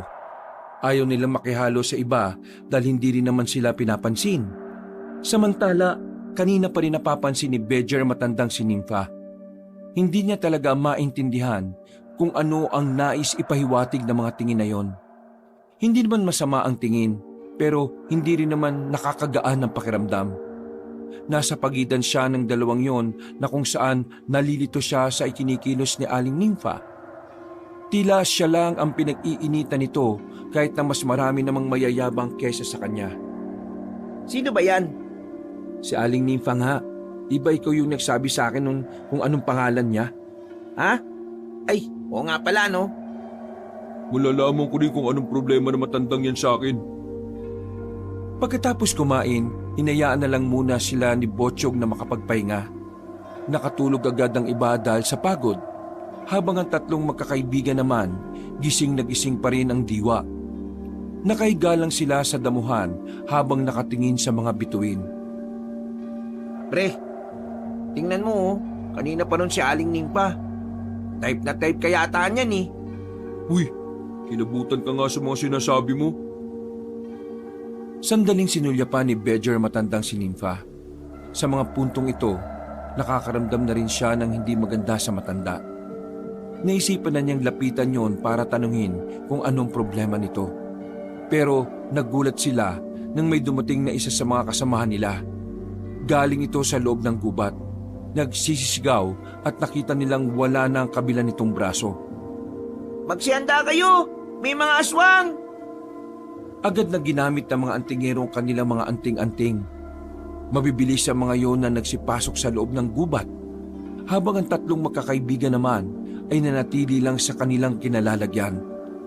Bumukas na agad ang takot sa mukha nilang 3. Nang mapalingon si Bedger sa kinalalagyan ni Aling Nympha, katakataka na bigla na lamang nawala yun doon. Kayong dalawa, focus lang kayo ha. Huwag muna kayo mamamatay. Ganyan ba talaga magpalakas ng loob ng kaibigan? Kung ano man ang nangyayari, gusto ko tabi-tabi ang puntod natin ha. Tumakbo na rin sila para tumulong sa mga kasamahan nila. Pagdating nila roon, nagkakagulo na. Madilim kaya hindi nila gaanong makita kung nasaan ang kanilang mga kalaban. Asman! Galit ng apoy! Pagwasiwas ni Botchok ng espada niya sa puno ay nagulat silang lahat nang biglang umapoy yun. Dahil may mga tuyong dahon din sa lapag, mabilis na kumalat ang apoy. Dahil dito, nagkaroon na sila ng malalakas na liwanag. Asman! Asman ang pangalan ng anting-anting niya! Isang uri ng anting-anting na gumagamit ng apoy! Uy, Bedger! Sa likod mo! Sasakmali na sana siya ng isang aswang, pero buti na lang ay tinamaan ni Rico ang taga. Alam ko mahal mo si Aling Nympha, pero mamaya mo na siya isipin. Lutang na lutang ka pre. Sira ulo! Hinawakan na rin ni Bedger ng mahigpit ang kanyang espada. Nakipaglaban na rin siya kasama ang 2 niyang kaibigan. Nung mga sandaling yon, makikita na nakakalamang na sila sa laban. Ang mga kasamahan nilang hindi antingero nagawa ring mapalaga ng ibang aswang. Natalo nila ang unang grupo ng mga aswang, pero hindi pa rin nila makuhang maging kampante dahil ang sabi ni Botchog, may mga paparating pa sa direksyon nila. Sandaling nanahimik ang paligid. Nakikiramdam lamang sila sa mga naririnig nilang kaluskos. Mga ilang sandali lang, bigla na lamang may humila sa mga paa nila. Isang aswang sa lupa ang umatake sa kanila na kung tawagin ay agwak. Mga aswang na nag-aanyong bayawak. Nakatalo ng magkakaibigan at dali-daling nakaakyat sa puno. Kita nila kung papaano lapain ng mga aswang na yon ang mga kasamahan nila. Habang si Botchog naman, patuloy lang sa pakikipaglaban. Tama! Sila kumagat sa paa ko noon, hindi ahas! Tulungan natin si Botchog! Hindi pwedeng wala tayong gawin! Uy! Sandali lang! Nauna nang tumalo ng binata. Nilapitan niya agad si Botchog. Nakipagsabayan siya sa bata sa pakikipaglaban. Hindi na napapansin ni Bedger na kakaiba na rin pala ang mga galaw niya. Mabilis, maliksi, at talaga namang tila organisado ang bawat niyang kilos. Mukhang nagising mo na ang diwa ng anting-anting ha. Alam mo na ba ang pangalan? Hindi pa rin eh, pero nararamdaman ko siya. Sobrang nararamdaman ko. Pagtaga ni Bedger sa isang aswang, tumalsik pa ang ulo nito patungo sa dalawa niyang kaibigan. Napatili ang mga yon sa sobrang gulat. Samantala, walang sinayang na pagkakataon si Bedger at Botchog. Hinarap nila ang mga natitirang aswang at kalaunan lang, naubos na rin nila ang mga yon. Kahit na nanalo sila sa laban na yon, malaking kawalan ng pagkamatay ng halos lahat ng kanilang kasamahan. Kakaiba ang nangyaring yon. Hindi makapaniwala ang batang si Botchog na kahit ang mga veteranong antingero ay namatay rin. Bakit? Anong ginagawa mo? Iniisa-isa ng bata ang bawat bangkay ng mga kasama nila. May kung ano itong sinusuri sa katawan ng mga yon. Lahat sila ay nangingitim ang kuko sa palasinsingan. Anong ibig sabihin nun? May gumamit ng itim na salamangka sa kanila, kaya sila namatay. Dahil ang salamangkang yon ay nagdudulot ng kalituhan sa utak ng tao. Ibig sabihin, kapag nasa ilalim ka ng itim na salamangka, sa paningin mo nasa malayo pa ang kalaban. Pero sa realidad, nasa harapan mo na. Isang mataas na uri ng hipnotismo, na tanging mga bihasa lamang ang may kakayahang gumawa nun. Ibig sabihin, itong mga aswang na to, may kakayahan ding gumamit ng mga itim na salamangka? Oo, kasi sa kanila naman talaga galing ang mga itim na salamangka Pero ang ipinagtataka ko, bakit hindi kayo naapektuhan? Ako kasi, meron akong anting-anting na pangontra sa mga itim na salamangka kayo? Itong sa akin, pangontra daw to ni Mama. Bigay sa kanya ng dating babaylan. Eto naman sa akin, hindi ko na maalala kung saan to galing. Basta ngayon ko lang naalaman na meron ako nito, kung di pa to nangyari. Ang mga anting-anting na yan ay dihiti mong pangontra nga sa mga hipnotismo. Kaya kayo nakaligtas kanina. Pero ikaw, Kuya Bedger, Hindi ako tinablan. Siguro dahil sumabay na nagising ang diwa ng anting-anting. ganun pa man, ang mahalaga ay buhay tayo. Yun nga lang, sa halos 40, 4 na lang tayong natira. Si Aling Nympha. Yee! Uy, maayos ka nga. Sinuyod nila ng tingin ng paligid pero hindi nila makita matanda. Mga ilang sandali lang, naririnig na nila ang tinig nito na tinatawag sila. Dali-dali silang hinanap ang matanda. Naabutan nila yon na nakaupo at nakasandal na sa isang puno. Dumudugo ang kaliwang kamay nito. Agad nilang nilapitan ang matanda at saka tinulungan ito makatayo. Tinapala naman ni Rico ng tela ang kamay nito para tumigil na rin ng bahagya ang pagdurugo. Ano ba nangyari? Akala ko'y patay na ako.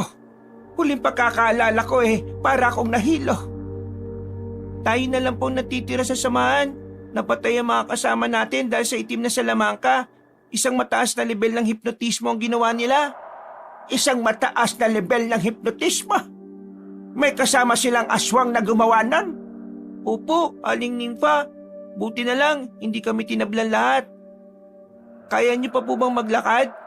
Kailangan na po natin makaalis dito. Tutuloy na tayo kahit tayo lang. Wala po tayong magagawa kundi ang tumuloy eh. Habang tumatagal, mas lalong nalalagay sa panganib ang buhay ng babaylan. Kahit na masakit para sa kanila na iwan ang bangkay ng mga kasama nila, tiniis na lamang nila yon dahil hindi sila pwedeng tumigil. Sa mga nakalipas na sandali, wala na silang nakaengkwentrong mga aswang. Inabot na sila ng umaga sa kagubatan. Mabuti na lang ay may mga nadaanan silang mga paggalagalang manok. Yun na lamang ang ginawa nilang agahan. Habang nagpapahinga sa gilid ng malapad na puno, pasimpleng tiningnan ni Bedger ang matandang si Nympha. Bigla na lamang kasi siyang naghinala sa pagkatao na matanda. Para bang naramdaman na lamang niya na merong mali rito. Hindi niya lamang matukoy kung ano. Kukuha lang ako ng mga tuyong sanga. Mauubos na yung baga, hindi pa naluluto yung manok eh. Sige, sasamahan na kita. Naglakad ang dalawa. Nang medyo makalayo na sila, saka binuksan ni Bedger ang usapan. Pre, napapansin mo rin ba na parang may kakaiba kay Aling Nympha? Oo pre, Baka sabihin mo na naman na may gusto sa akin, sasapakin na talaga kita. hindi pre. Napaisip din kasi ako eh. Wala naman siyang sinabi sa atin na may pangontra siya sa itim na salamangka. Pero papaano siya nakaligtas? Sinasabi mo bang si Aling Nympha ang gumawa ng hipnotismo? Eh di ba sabi ni Botchog, aswang lang ang may kapangyarihang gawin yon? Hindi naman aswang si Aling Nympha. Oo nga, pero kahina-hinala kasi talaga ang galawan niya eh. Yung tingin pa lang niya, biruin mo ha, kakasimula pa lang ng gulo, bigla na lang siyang nawala. Tapos, nung tapos na ang gulo, saka siya lilitaw. Tapos, yun lang yung sugat niya. Naiintindihan ko na veterana siya, pero sabi niya, nahilo rin siya at nawala ng malay. Langya, ano yun? Dinaan-daanan lang siya ng mga aswang?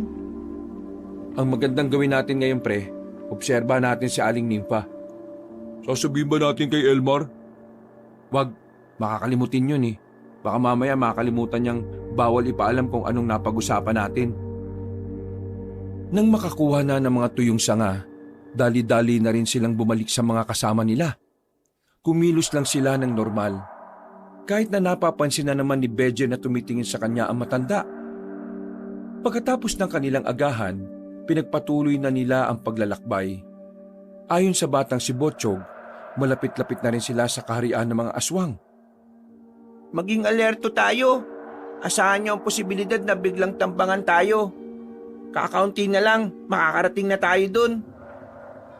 Mas lalo nilang binilisan ang kanilang paglalakad. Hanggang sa kalaunan ay nakita na rin nila ang isang falls. Ayon kay Botchog, nasa likuran ng talon na yun ang tinuturing na kaharian ng mga aswang. Maingat silang naglakad sa batuhan dahil medyo madulas. Si Bedger na mismo ang umalalay sa matanda. Paraan niya ito para mas maobserbahan niya nang malapitan si Aling Nympha. Paghawak niya sa kamay na matanda, nagtaka siya sa pambihirang lamig ng palad nito.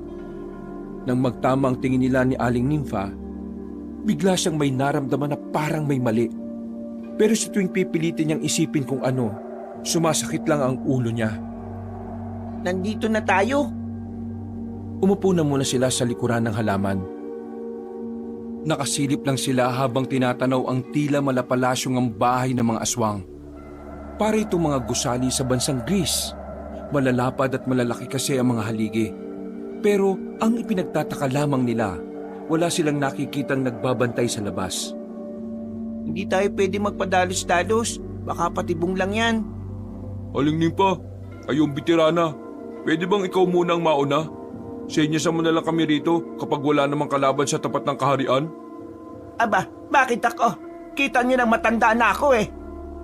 Sa pagkakaalam ko, napakarami niyong alam na taktika pagdating sa paggamit ng anting-anting. Natitiyak ko na wala namang mangyayari sa inyo sakaling may lumabas na aswang kahit na matanda na kayo. Sige na ho, Aling Nympha. Bakit niyo ba siya pinipilit? Eh may sugat nga siya sa kamay. Kamay ba? Bakit? Kamay ba panlakad niya? Aling Nympha, tara, sasamahan kita. Pumayag na ang matanda. Umalis ang dalawa at napapailing na lamang si Bedger at Rico. Kahit na magaling tong Botsyog na to, bata pa talaga utak niya eh. Hindi mo lang nakahalata sa gusto nating gawin eh, no? Hindi nga siya makatunog sa kakaibang kilos ni Aling Nympha eh. May napapansin nga rin ako kay Aling Nympha eh. O ano yun? Mamaya na lang kapag naalala ko. Ay sus, ang epal mo. Pinagmasdan na lamang ng tatlo ang paglalakad ng matandang babae at ni Botsyog.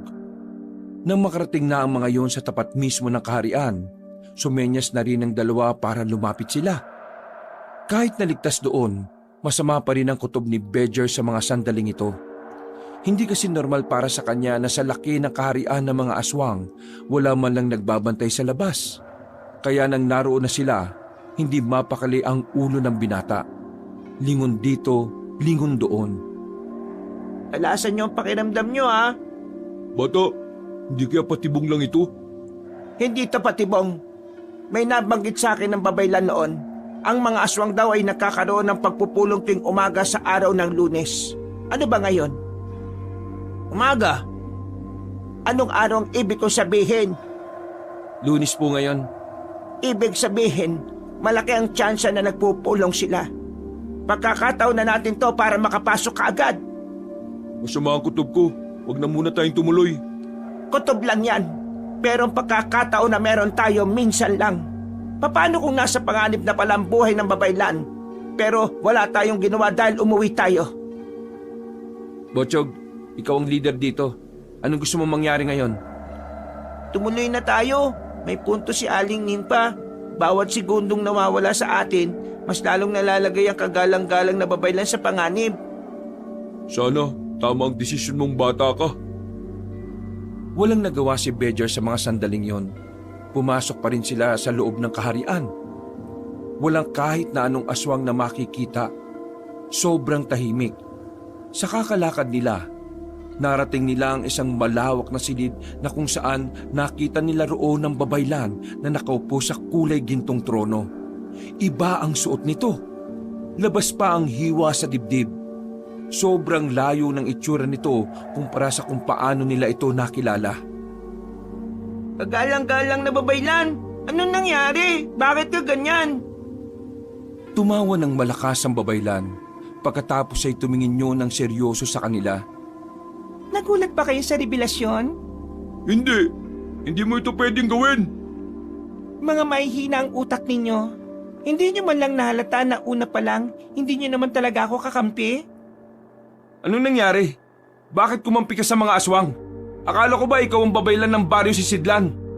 Noon yon, pero hindi na ngayon. Napagtanto ko lang naman na mas mainam na siguro sa mga aswang kumampi kaysa naman sa mga katulad nyong tao na mga walang kayang gawin. Umaasa lang kayo lagi sa mga pangitain ko. Niloko mo mga tao. Niloko mo ang lahat. Wala kang pinagkaiba sa mga demonyo. Tumawa na naman ng malakas ang dalagang si Marikit. Ibang-iba ito. Sobra silang nanibago. Nagkatinginan si Botsyog at Bedger sa mga sandaling ito. Nagkaintindihan ng dalawa sa kanilang gagawin. Kikilos na sana sila para iuwi ang babaylan, pero nakaramdam na lamang sila na may humagupit na sa likuran nila. Isang mahabang latigo ang lumatay sa kanila na naging dahilan para bahagya silang manghina. Marahan silang lumingon. Nakita nila ang kakaibang ngiti ni Aling Nympha. Habang hawak ang latigo na yari sa buntot ng buhaya. Sinasabi ko na nga ba eh.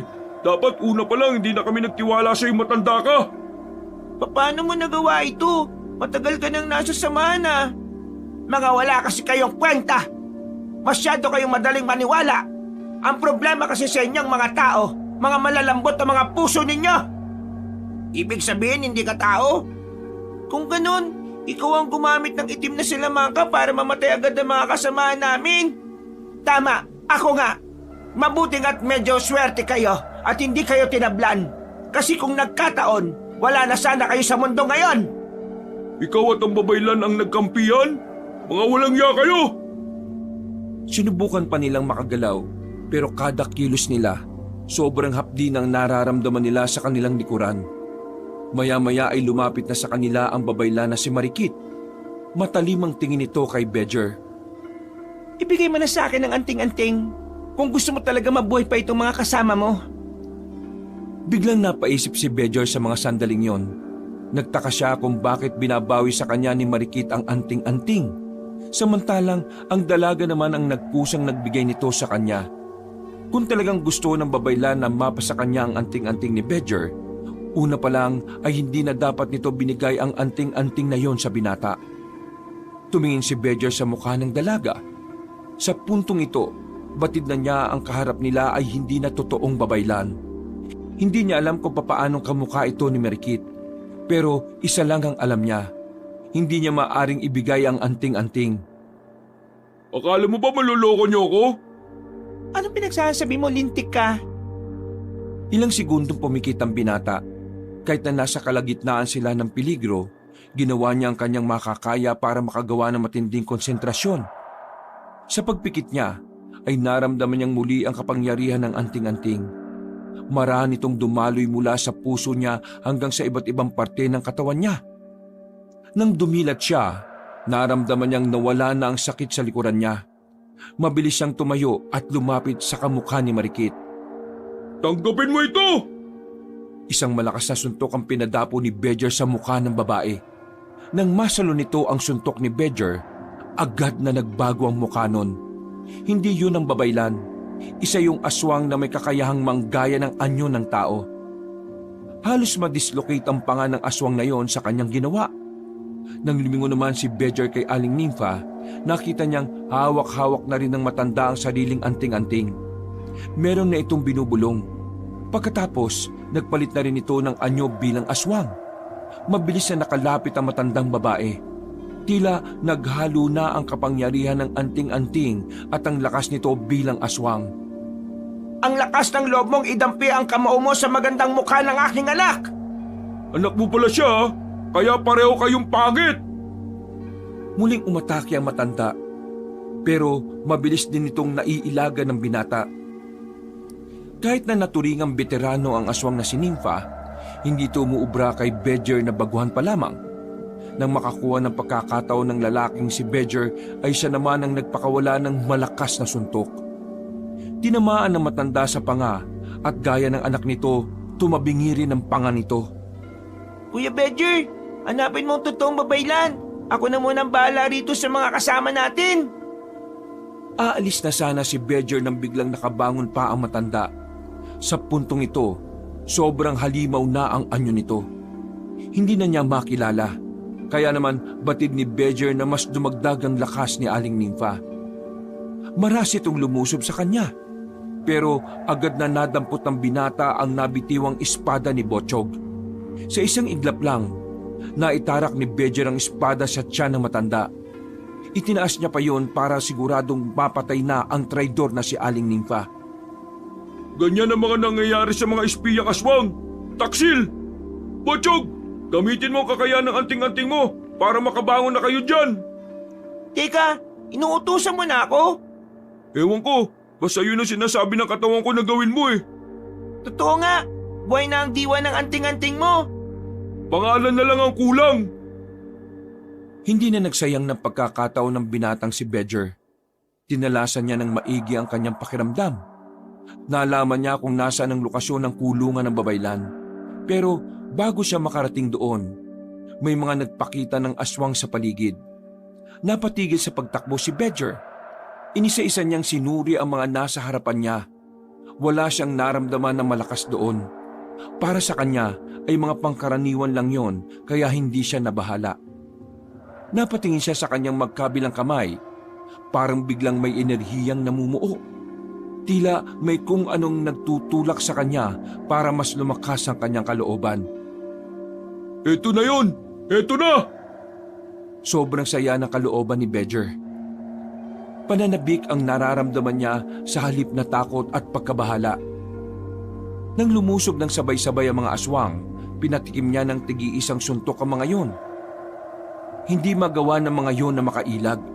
Malakas ang bawat suntok na kanyang pinakakawalan, kaya naman agad-agad na bumabagsak ang mga yon. Wala pang 5 minuto ay napabagsak na niya ang mga yon, pero hindi pa siya nakakalayo. Meron na namang mga aswang na nakaharang, parang hindi nauubos. Pinipigilan talaga siya ng mga yon na makarating sa kulungan ni Marikit. Pambira mga aswang to, oh. Habang namamatay, lalong may dumarating. Wala siyang choice kundi harapin ng lahat ng umaharang sa kanya. Pagod na ang kamao niya kakasuntok, kaya dumampot na ulit siya ng itak. Pinagtatataga niya lahat ng aabala sa pag-abante niya. At makalipas nga lang ng halos 10 minuto, nakatambak na sa mahabang pasilyo ang mga bangkay ng mga aswang. Kahit si Bedger ay hindi rin makapaniwala na nagagawa niya ang lahat ng yon. Basta sinusunod niya lamang ang kung anong sinisigaw ng puso niya at kung ano-anong sinasabi ng kanyang utak. Parang pinapaubaya na lang niya ang lahat sa anting-anting kung anuman ang mga mangyayari. Sa wakas, dito na yun. Itinulak ni Bedger ang malaking pinto. Bumungad sa kanya ang babaylan na nakagapos na sa isang upuan. Sa likuran nito ay may isang matandang lalaki. Magara ang suot, maraming borloloy sa katawan at ang ilan pa ay kulay ginto. Marikit! Ikaw ba ang dumating para magligtas sa babaeng ito? Pakaulan mo si Marikit! Ako ang kalabanin mo! Nararamdaman ko ang kakaibang presensya ng anting-anting. Yan na nga ang anting-anting na matagal ko nang hinahanap. Ibigay mo sa akin yan! Naibang ka na ba? Anting-anting ng lola ko ito. Hindi ko ito ibibigay sa iyo. Hindi ko kilala ang lola mo. Pero ang anting-anting na yan, sinaunang anting-anting yan na pagmamay-ari ng mga aswang. Ibalik mo sa akin yan kung gusto mo pang mabuhay ang pinakamamahal niyong babaylan. Wag! Huwag kang makinig sa kanya. Huwag mo ibigay ang anting-anting. Kapag ginawa mo yan, katapusan na ng lahat. Mas magiging malakas siya kapag mapas sa kamay niya ang anting-anting ng lola mo. Bibilang ako ng 3. Kapag hindi mo ibinigay ang gusto ko, mamamatay ang babaeng ito. 1! Napalunok ng laway ang binata. Biglang nagulo ang utak niya ng mga sandaling yun. Lalo pa siyang nabahala nang makitang nakatutok ang talim ng espada sa liig ng babaylan. 2! Huwag mo ako intindihin, Bedger. Masaya akong mawawala kung para ito sa kapakanan ng nakararami. 3! Sandali lang! Bakit? Takot ka bang mamatay ang babaeng ito? Bibigay ko ng anting-anting, pero pakawalan mo muna siya. Tinanggal ni Bedger ang anting-anting sa liig niya para ipakitang handa na siyang ibigay ito. Sa tingin ba ba'y madali ako mahuhuta? Alam kong meron kang binabalak na hindi ko magugustuhan. Buwang ka ba? Bibigay ko na nga ito sa iyo, dami mo pang sinasabi. Pakawalan mo muna si Marikit at ihahagis ko ito sa iyo kagad. Hindi ikaw ang magdidesisyon dyan, iha. Hawak ko ang buhay ng babaeng ito. Kaya ako ang may karapatang magsabi kung ano ang dapat gawin. Ihagis mo ang anting-anting sa harapan ko. Saka ko patatakasin ang babaeng ito. Bedger, huwag kang makikinig sa kanya. Sa akin ka makinig. Pasensya ka na Marikit, hindi ko kaya mapahamak ka. Inihagis ni Bedger ang anting-anting sa harapan ni Apo Lakay. Siya namang tulak na matandang aswang sa babae palapit sa kanya. Hindi mo dapat ginawa yon. Hindi na rin tayo makakatakas kapag ginamit ng anting-anting. Tumawa ng malakas si Apo Lakay. Para na itong mababaliw ng hawakan na nito ang kwintas na anting-anting. Sa wakas ay nasa akin ka na rin. Magagamit na rin kita at maghahari na ulit ang aswang sa sanlibutan. Tahimik lang si Bedger. Seryoso lamang itong nakatingin kay Apo Lakay. Nang makita niyang susuotin na ni Apo Lakay ang kwintas, mabilis na nakalapit si Bedger sa matandang aswang. Walang ano-ano, isang malakas na suntok ang kanyang pinakawalan sa tagiliran nito. Dahil sa kanyang ginawa, nabitiwan ni Apo Lakay ang anting-anting at muli niya itong kinuha at sinuot. Pasensya ka na tanda, pero ang anting-anting na ito ay ako na ang kinikilala. Kahit hindi ko siya suot, gumagana siya sa katawan ko. Habang namimilipit ang matanda, binuot na niya ang babaylan na si Marikit. Mabilis ang ginawa niyang pagtakbo, kaya madali silang nakaalis doon. Nang balikan nila sila Botchog, nakatayo na rin ang mga yon. Aalis na tayo. Hindi tayo makikipaglaban sa pinuno nila. Ang babaylan ang pinakamahalaga. Sinamantala nila ang mga sandali. Nilisan nila ang kaharian ng mga aswang. Habang papalabas sila, naririnig pa nila ang malalakas na angil ng aswang na si Apo Lakay. Pero hindi na sila nahabol ng mga yon dahil na rin sa lakas ng ginawang suntok ni Bedger. Nang makalayo na sila sa kaharian, nakapagtago na muna sila sa batis. Malayo-layo na yon sa pinanggalingan nila. Kaya kahit na papaano, kampante silang hindi na sila makikita roon. Hingal na hingal sila nang sa wakas ay makapagpahinga na rin. Hawak-hawak pa nila ang kanilang dibdib dahil sa pagod. Ayos lang ba kayo? Oo, ayos lang kami. Pero, alam mo na ba ang pangalan ng anting-anting mo? Bakit? Parang ang lakas-lakas mo. Hindi ko alam. Parang kinokontrol na ng anting-anting na to ang katawan ko eh. Sinasabayan ko na lang siya. Pero hanggang ngayon, hindi ko pa din alam kung anong pangalan niya. Hindi tayo dapat maging kampante. Si Apo Lakay ay matatanda pa sa mga lolo't lola natin. Ibig sabihin, pwede na rin siyang ituring na immortal. Malakas siya. Kaya niya tayong patayin sa isang iglap lang. Kung malakas naman pala siya eh, bakit hindi na lang siyang lumusob sa atin para kunin ang gusto niya? Dahil ngayon lang niya nakuha ang buong lakas niya. Nitong mga nakaraang taon, nasa loob lang siya ng kabaong niya habang nagpapalakas. Ngayon, hindi na magiging biro ang ating buhay. Tsak nagaganti siya sa atin. Kailangan na natin makabalik ng baryo. Kailangan natin silang bigyan ng babala. Sigurado kung mamayang gabi, babalik kagad sila.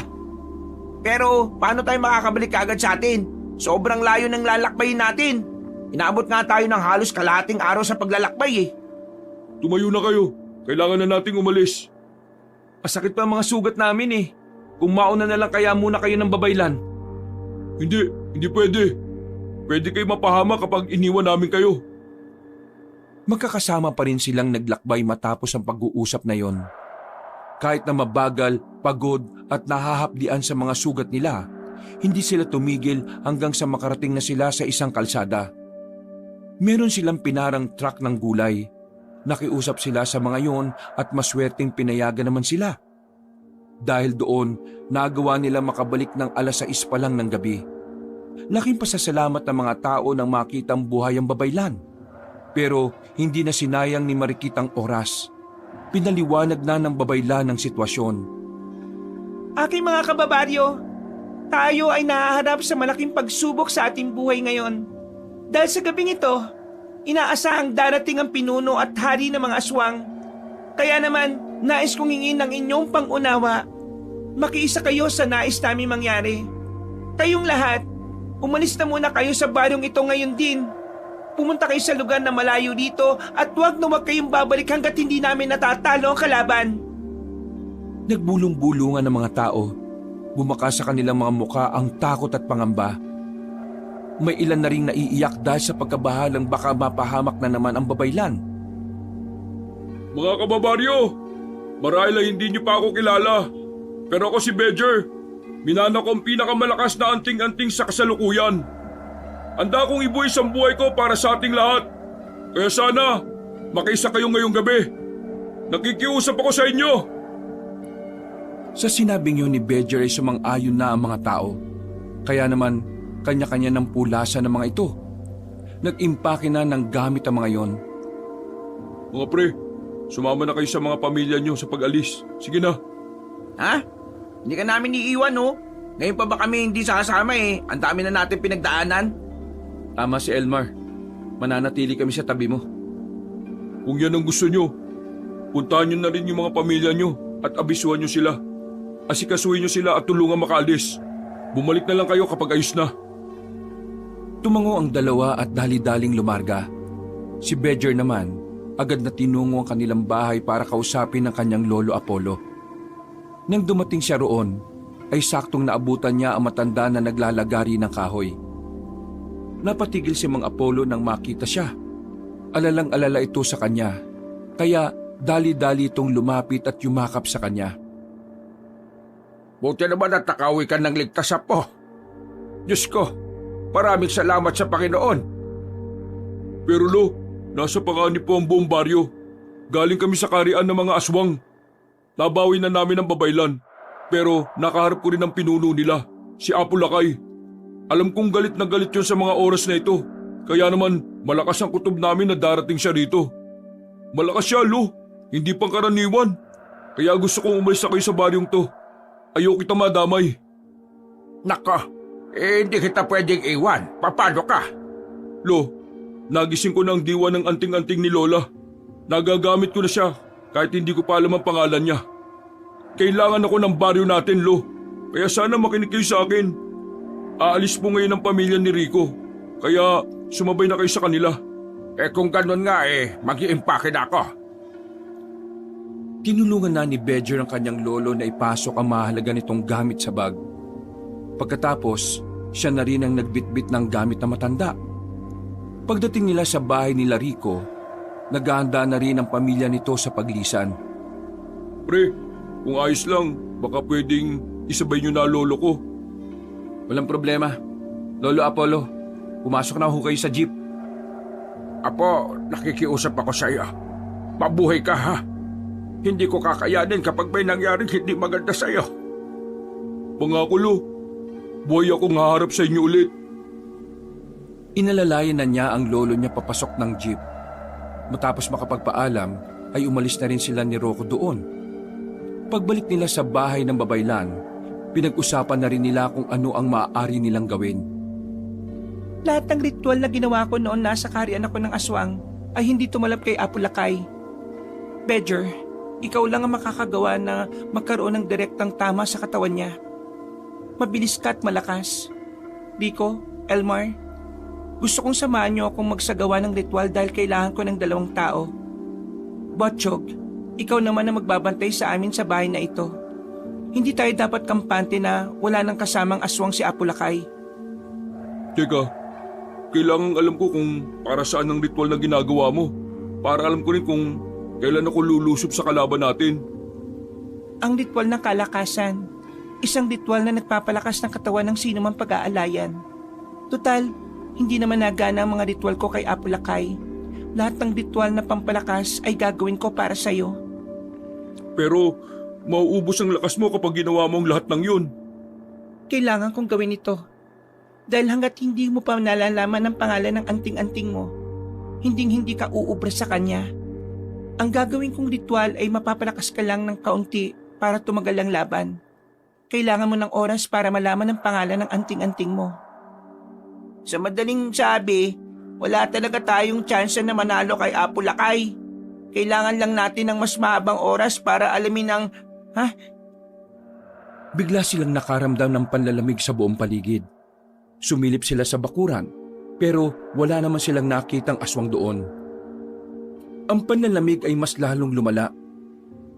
Hanggang sa nakaramdam na rin sila ng pagkahilo. Para silang inaantok. Pero nilalabanan nila yon. Hanggang sa meron na silang nakitang babaeng nakaputi sa bandang pinto. Hindi nila mamukaan dahil na rin sa pagiging malabo na rin ang mata nila. May binabanggit ang babae, pero hindi naman nila marinig sa hindi malamang dahilan. Sa puntong yon, hindi na rin pala sila magkarinigan. Anong sinabi ng babae? Umiiling-iling lang si Rico na pinagtanungan niya. Ilang sandali lang, biglang nawala ang babae at nawala na rin ang panlalamig nila. Bumalik na rin ang kanilang pandinig. Marikit, sino yung babaeng yun? Kilala mo ba siya? Bedger, ang babaeng yun ay ang pagkakatawang tao ng anting-anting mo. Pagtingin ni Bedger sa anting-anting niya, ay bahagya itong umiilaw. Nakakaramdam din siya ng kakaibang lakas na dumadaloy na naman sa kanyang buong katawan. Pagkakatawang tao ng anting-anting ko? Ano kayong sinasabi niya? Malakas ang kutob ko na sinasabi na niya sa iyo kung anong pangalan niya. Pero dahil wala tayong marinig kanina, hindi rin natin naalaman. Pambihira naman Sinasadya niya bang sabihin yun tapos inalis niya yung pandinig natin para mas mahirapan tayo? Marunong akong bumasa ng bigkas ng labi kahit walang tunog. Talaga, Elmar? Kung ganon, anong pagkakabasa mo sa sinabi ng babae kanina? Sandaling nanahimik si Elmar. Huminga ito ng malalim at napasabunot na lang sa ulo. Alam ko yung kanini. Kaso nakakalimutan ko na naman ngayon. Ay, Para ka naman, Timang, oh. Hindi na ako nakikipagbiruan sa'yo, ah. Hindi, seryoso din naman ako eh. Nabasa ko yung sinabi niya. Basta letrang S nagsisimula. Kaso, di ko maalala. Ang lala na ng pagiging makakalimutin mo, pre. Bakit ba kasi tayo nabingi kanina eh? Hindi ang babaeng yun ang dahilan kung bakit nawala ang pandinig natin. Maganda kayo. Kusang nagtindigan na kanila mga balahibo nang maramdaman ng malakas na presensya. Nandito na siya. Alam niyang lilitaw ang katawang tao ng anting-anting kaya kinontra niya ito. Gumawa siya ng itim na ritual para mawalan tayo ng pandinig. Maganda na kayo. Hahanapin ko na siya sa labas. Sinimulan na nila marikit ang ritual na kanilang gagawin. Si Botchog naman ay pumwesto na rin sa bubungan ng bahay, habang si Bedger tumungo na siya sa gitna ng daan. Pumikit siya at gumawa ng matinding konsentrasyon. Napalingon siya sa likuran ng doon maramdaman ang presensya ni Apulakay. Kasual lamang yung naglalakad. Ramdam niya ang pinupukol nitong tingin sa kanya. Ilahangan mo ako kanina. Hanggang ngayon, sobrang sakit pa rin ang suntok mo. Pwede ko bang malaman ang pangalan mo? Bedger! Bedger ang pangalan ko. Malaman mo man lang kung sino ako bago ka mamatay. Lakas ang loob ba? Punong-puno ka ng kumpiyansa, iha! Paano kung sa halip na ikaw ang lapitan ko sila, ha? Lumingon na matanda sa direksyon kung saan naroon ang kinaroroonan ng bahay ng babaylan. Sa puntong ito, nakaramdam ng kaba ang binata. Kahit ayaw niyang ipahalata ito, alam na alam ng kalaban niya kung kinakabahan siya o hindi. Pero, wag kang mag-alala. Hindi naman ako ang tipo ng kalaban na aatakihin ang walang kalaban-laban. Kaya naman, ikaw ang uunahin kong paslangin. Parang ganito. Sa isang iglap lang, nasa likuran na niya si Apulakay. Bago pa siya makalingon, narinig na niyang tumunog ang buto niya sa balikat. Hinawakan palayo ng matandang aswang. Sa sobrang sakit, ay pinagpawisan siya ng malamig. Agad siyang nakadistansya. Yun pa lang ang ginagawa sa kanya ni Apulakay pero nanghina na siya. Napagtanto ko lang na wala naman pala talagang silbi para sa akin ang anting-anting mo. Dahil hindi ko niya kailangan para matalo kayo. Kasi ikaw mismo na nagmamay-ari dyan, hindi mo magamit ng maayos yan. Kasi hindi mo alam ang pangalan. Tama ba ako, iha? Ngumiti ng nakakaloko si Bedger. Muli itong tumayo ng tuwid na parang wala lang nangyari. Pinatunog-tunog pa nito ang braso. Wala na itong maramdaman na sakit sa balikat niya. Palagay niya, gumagana na ang ritual na ginagawa ng babaylan. Oo nga, at hindi ko alam ang pangalan niya, kaya hindi siya matawag. Pero kahit na ganon, kinikilala pa rin niya ako na bilang tagapangalaga. Apulakay, kung inaakala mong mananalo ka ng walang kahirap-hirap, nagkakamali ka. Dahil pahihirapan kita ngayong gabi. Nakakatuwa ka talaga. Pero sige, kung talagang gusto mo ng laban, abay magbibigyan kita. Pero ang tatandaan mo, iha, kailangan mong manalo. Kasi kapag natalo ka, ang susunod na mamamatay ay ang mga kaibigan mo. Hindi na nagpatumpik-tumpik pa ang matandang aswang. Naging kulay pula na rin ang mga mata nito. Mabilis itong lumundag patungo sa binata. Sa una nitong suntok ay nakailag pa si Bedger pero sa pangalawa, hindi na namalayan ng binata na sa kaliwa pala manggagaling ang suntok. Tinamaan siya sa tagiliran. Tumilapon siya at tumama pa sa hagdan ng bahay. Pero agad naman din siyang nakatayo na parang walang nangyari. Nagtaka bigla si Apulakay kung bakit parang nagawang tiisin ni Bedger ang suntok niya. Kaya naman muli na naman itong umatake. Pinagsusuntok niya si Bedger sa muka, sa katawan at sa kung saan-saan. Pinagbababalbag niya rin ito pero mas lalo lang itong nagagalit nang makitang nakakatayo pa rin si Bedger. Yun na ba lahat ng kaya mo? Kaya ko pang tumayo, oh! Aba, talagang ginagalit mo ko, ha? Hinawakan ni Apulakay ang kanyang kwelyo. Itinaas siya sa ere at takmang ibabao na nito ang kanyang mga kuko sa dibdib ng binata. nang biglang nagliwanag ang anting-anting. Dahil dito ay nabitiwan nito si Bedger. Sinamantala naman yun ni Bedger para siya naman ang umatake. Isang suntok, sumuka agad ng dugo si Apo Lakay. Isang hakbang ang naiatras nito dahil sa lakas ng kamao ni Bedger. Hindi pa nakontento ang binata. Sinundan niya ng sinundan ng maraming suntok hanggang sa mapansin niyang bumagal na ito. Kinuha naman ni Bedger ang tubo na nakita niya sa gilid. Buong tapang niyang itinarak sa tiyan ni Apo Lakay. Binaon niya hanggang sa tumagos na ang tubo sa likod nito. Hanggang dito na lang ang kasama mo, tanda! Hindi ito. Hindi ganito ang gusto kong kabatalaan niya. Marahang bumagsak ang matandang si Apo Lakay. Napabuntong hininga na lamang si Bedger nang akalang natalo na niya ang pinuno ng mga aswang. Pero nang tumalikod na siya at aalis na sana, narinig niyang may mga lumagutok ng buto sa likod niya. Paglingkod niya, nakita niyang nagbabago na ng anyo si Apo Lakay. Mas lumaki na ang bibig nito. Humaba ang tenga at mas tumulis ang ilong. May lumalabas ding mahabang buntot nito na mayroong patalim sa dulo. Hindi ako magiging hari ng mga aswang kung matatalo lang ako ng isang katulad mo! Nanlalaki ang mga mata ni Bedger nang dakmain ng aswang ang kanyang muka. Sa lakas ni Apo Lakay, parang pakiramdam niya ay madudurog ang bungo niya. Sinuntok niya ulit si Apo Lakay kaya nakakuha siya ng pagkakataong dumistansya. Ibang-iba na ang lakas ng kalaban niya ngayon.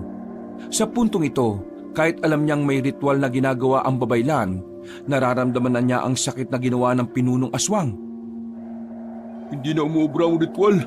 Malas, anong gagawin ko nito ngayon? Hinawakan ni Apo Lakay ang kanyang braso. Walang kahirap-hirap na binali yun ng aswang. Hindi pa nga ito nakontento. Sinunod pa ang kabilang braso. Gusto siyang pahirapan ng kalaban niya kaya inuunti-unti lamang siya nito. Hilong-hilo na si Bedger sa sobrang sakit na nararamdaman niya. Buong akala niya ay tatapusin na siya ni Apo Lakay. Pero nang muli itong lumapit sa kanya, ang kaliwang hita naman niya ang binali. Agad na natumba si Bedger sa lupa.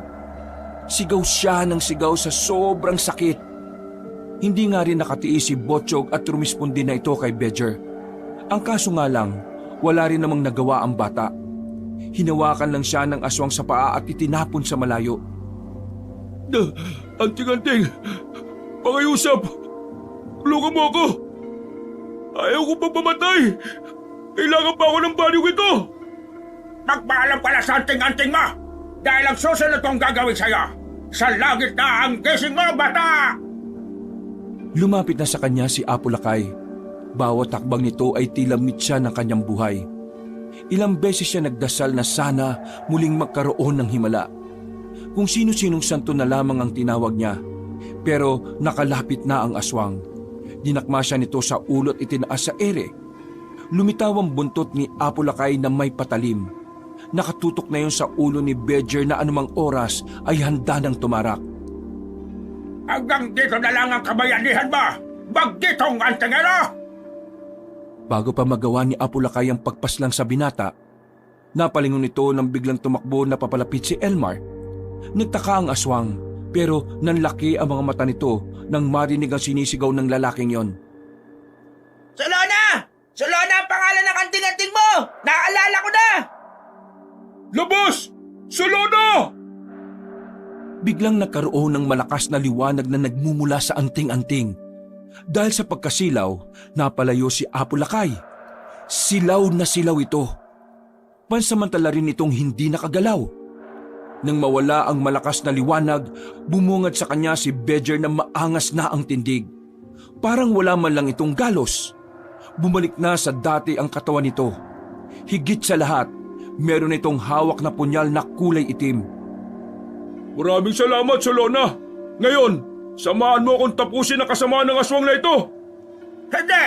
Hindi ako matatala! Muling gumawa ng paglusob ang matandang aswang.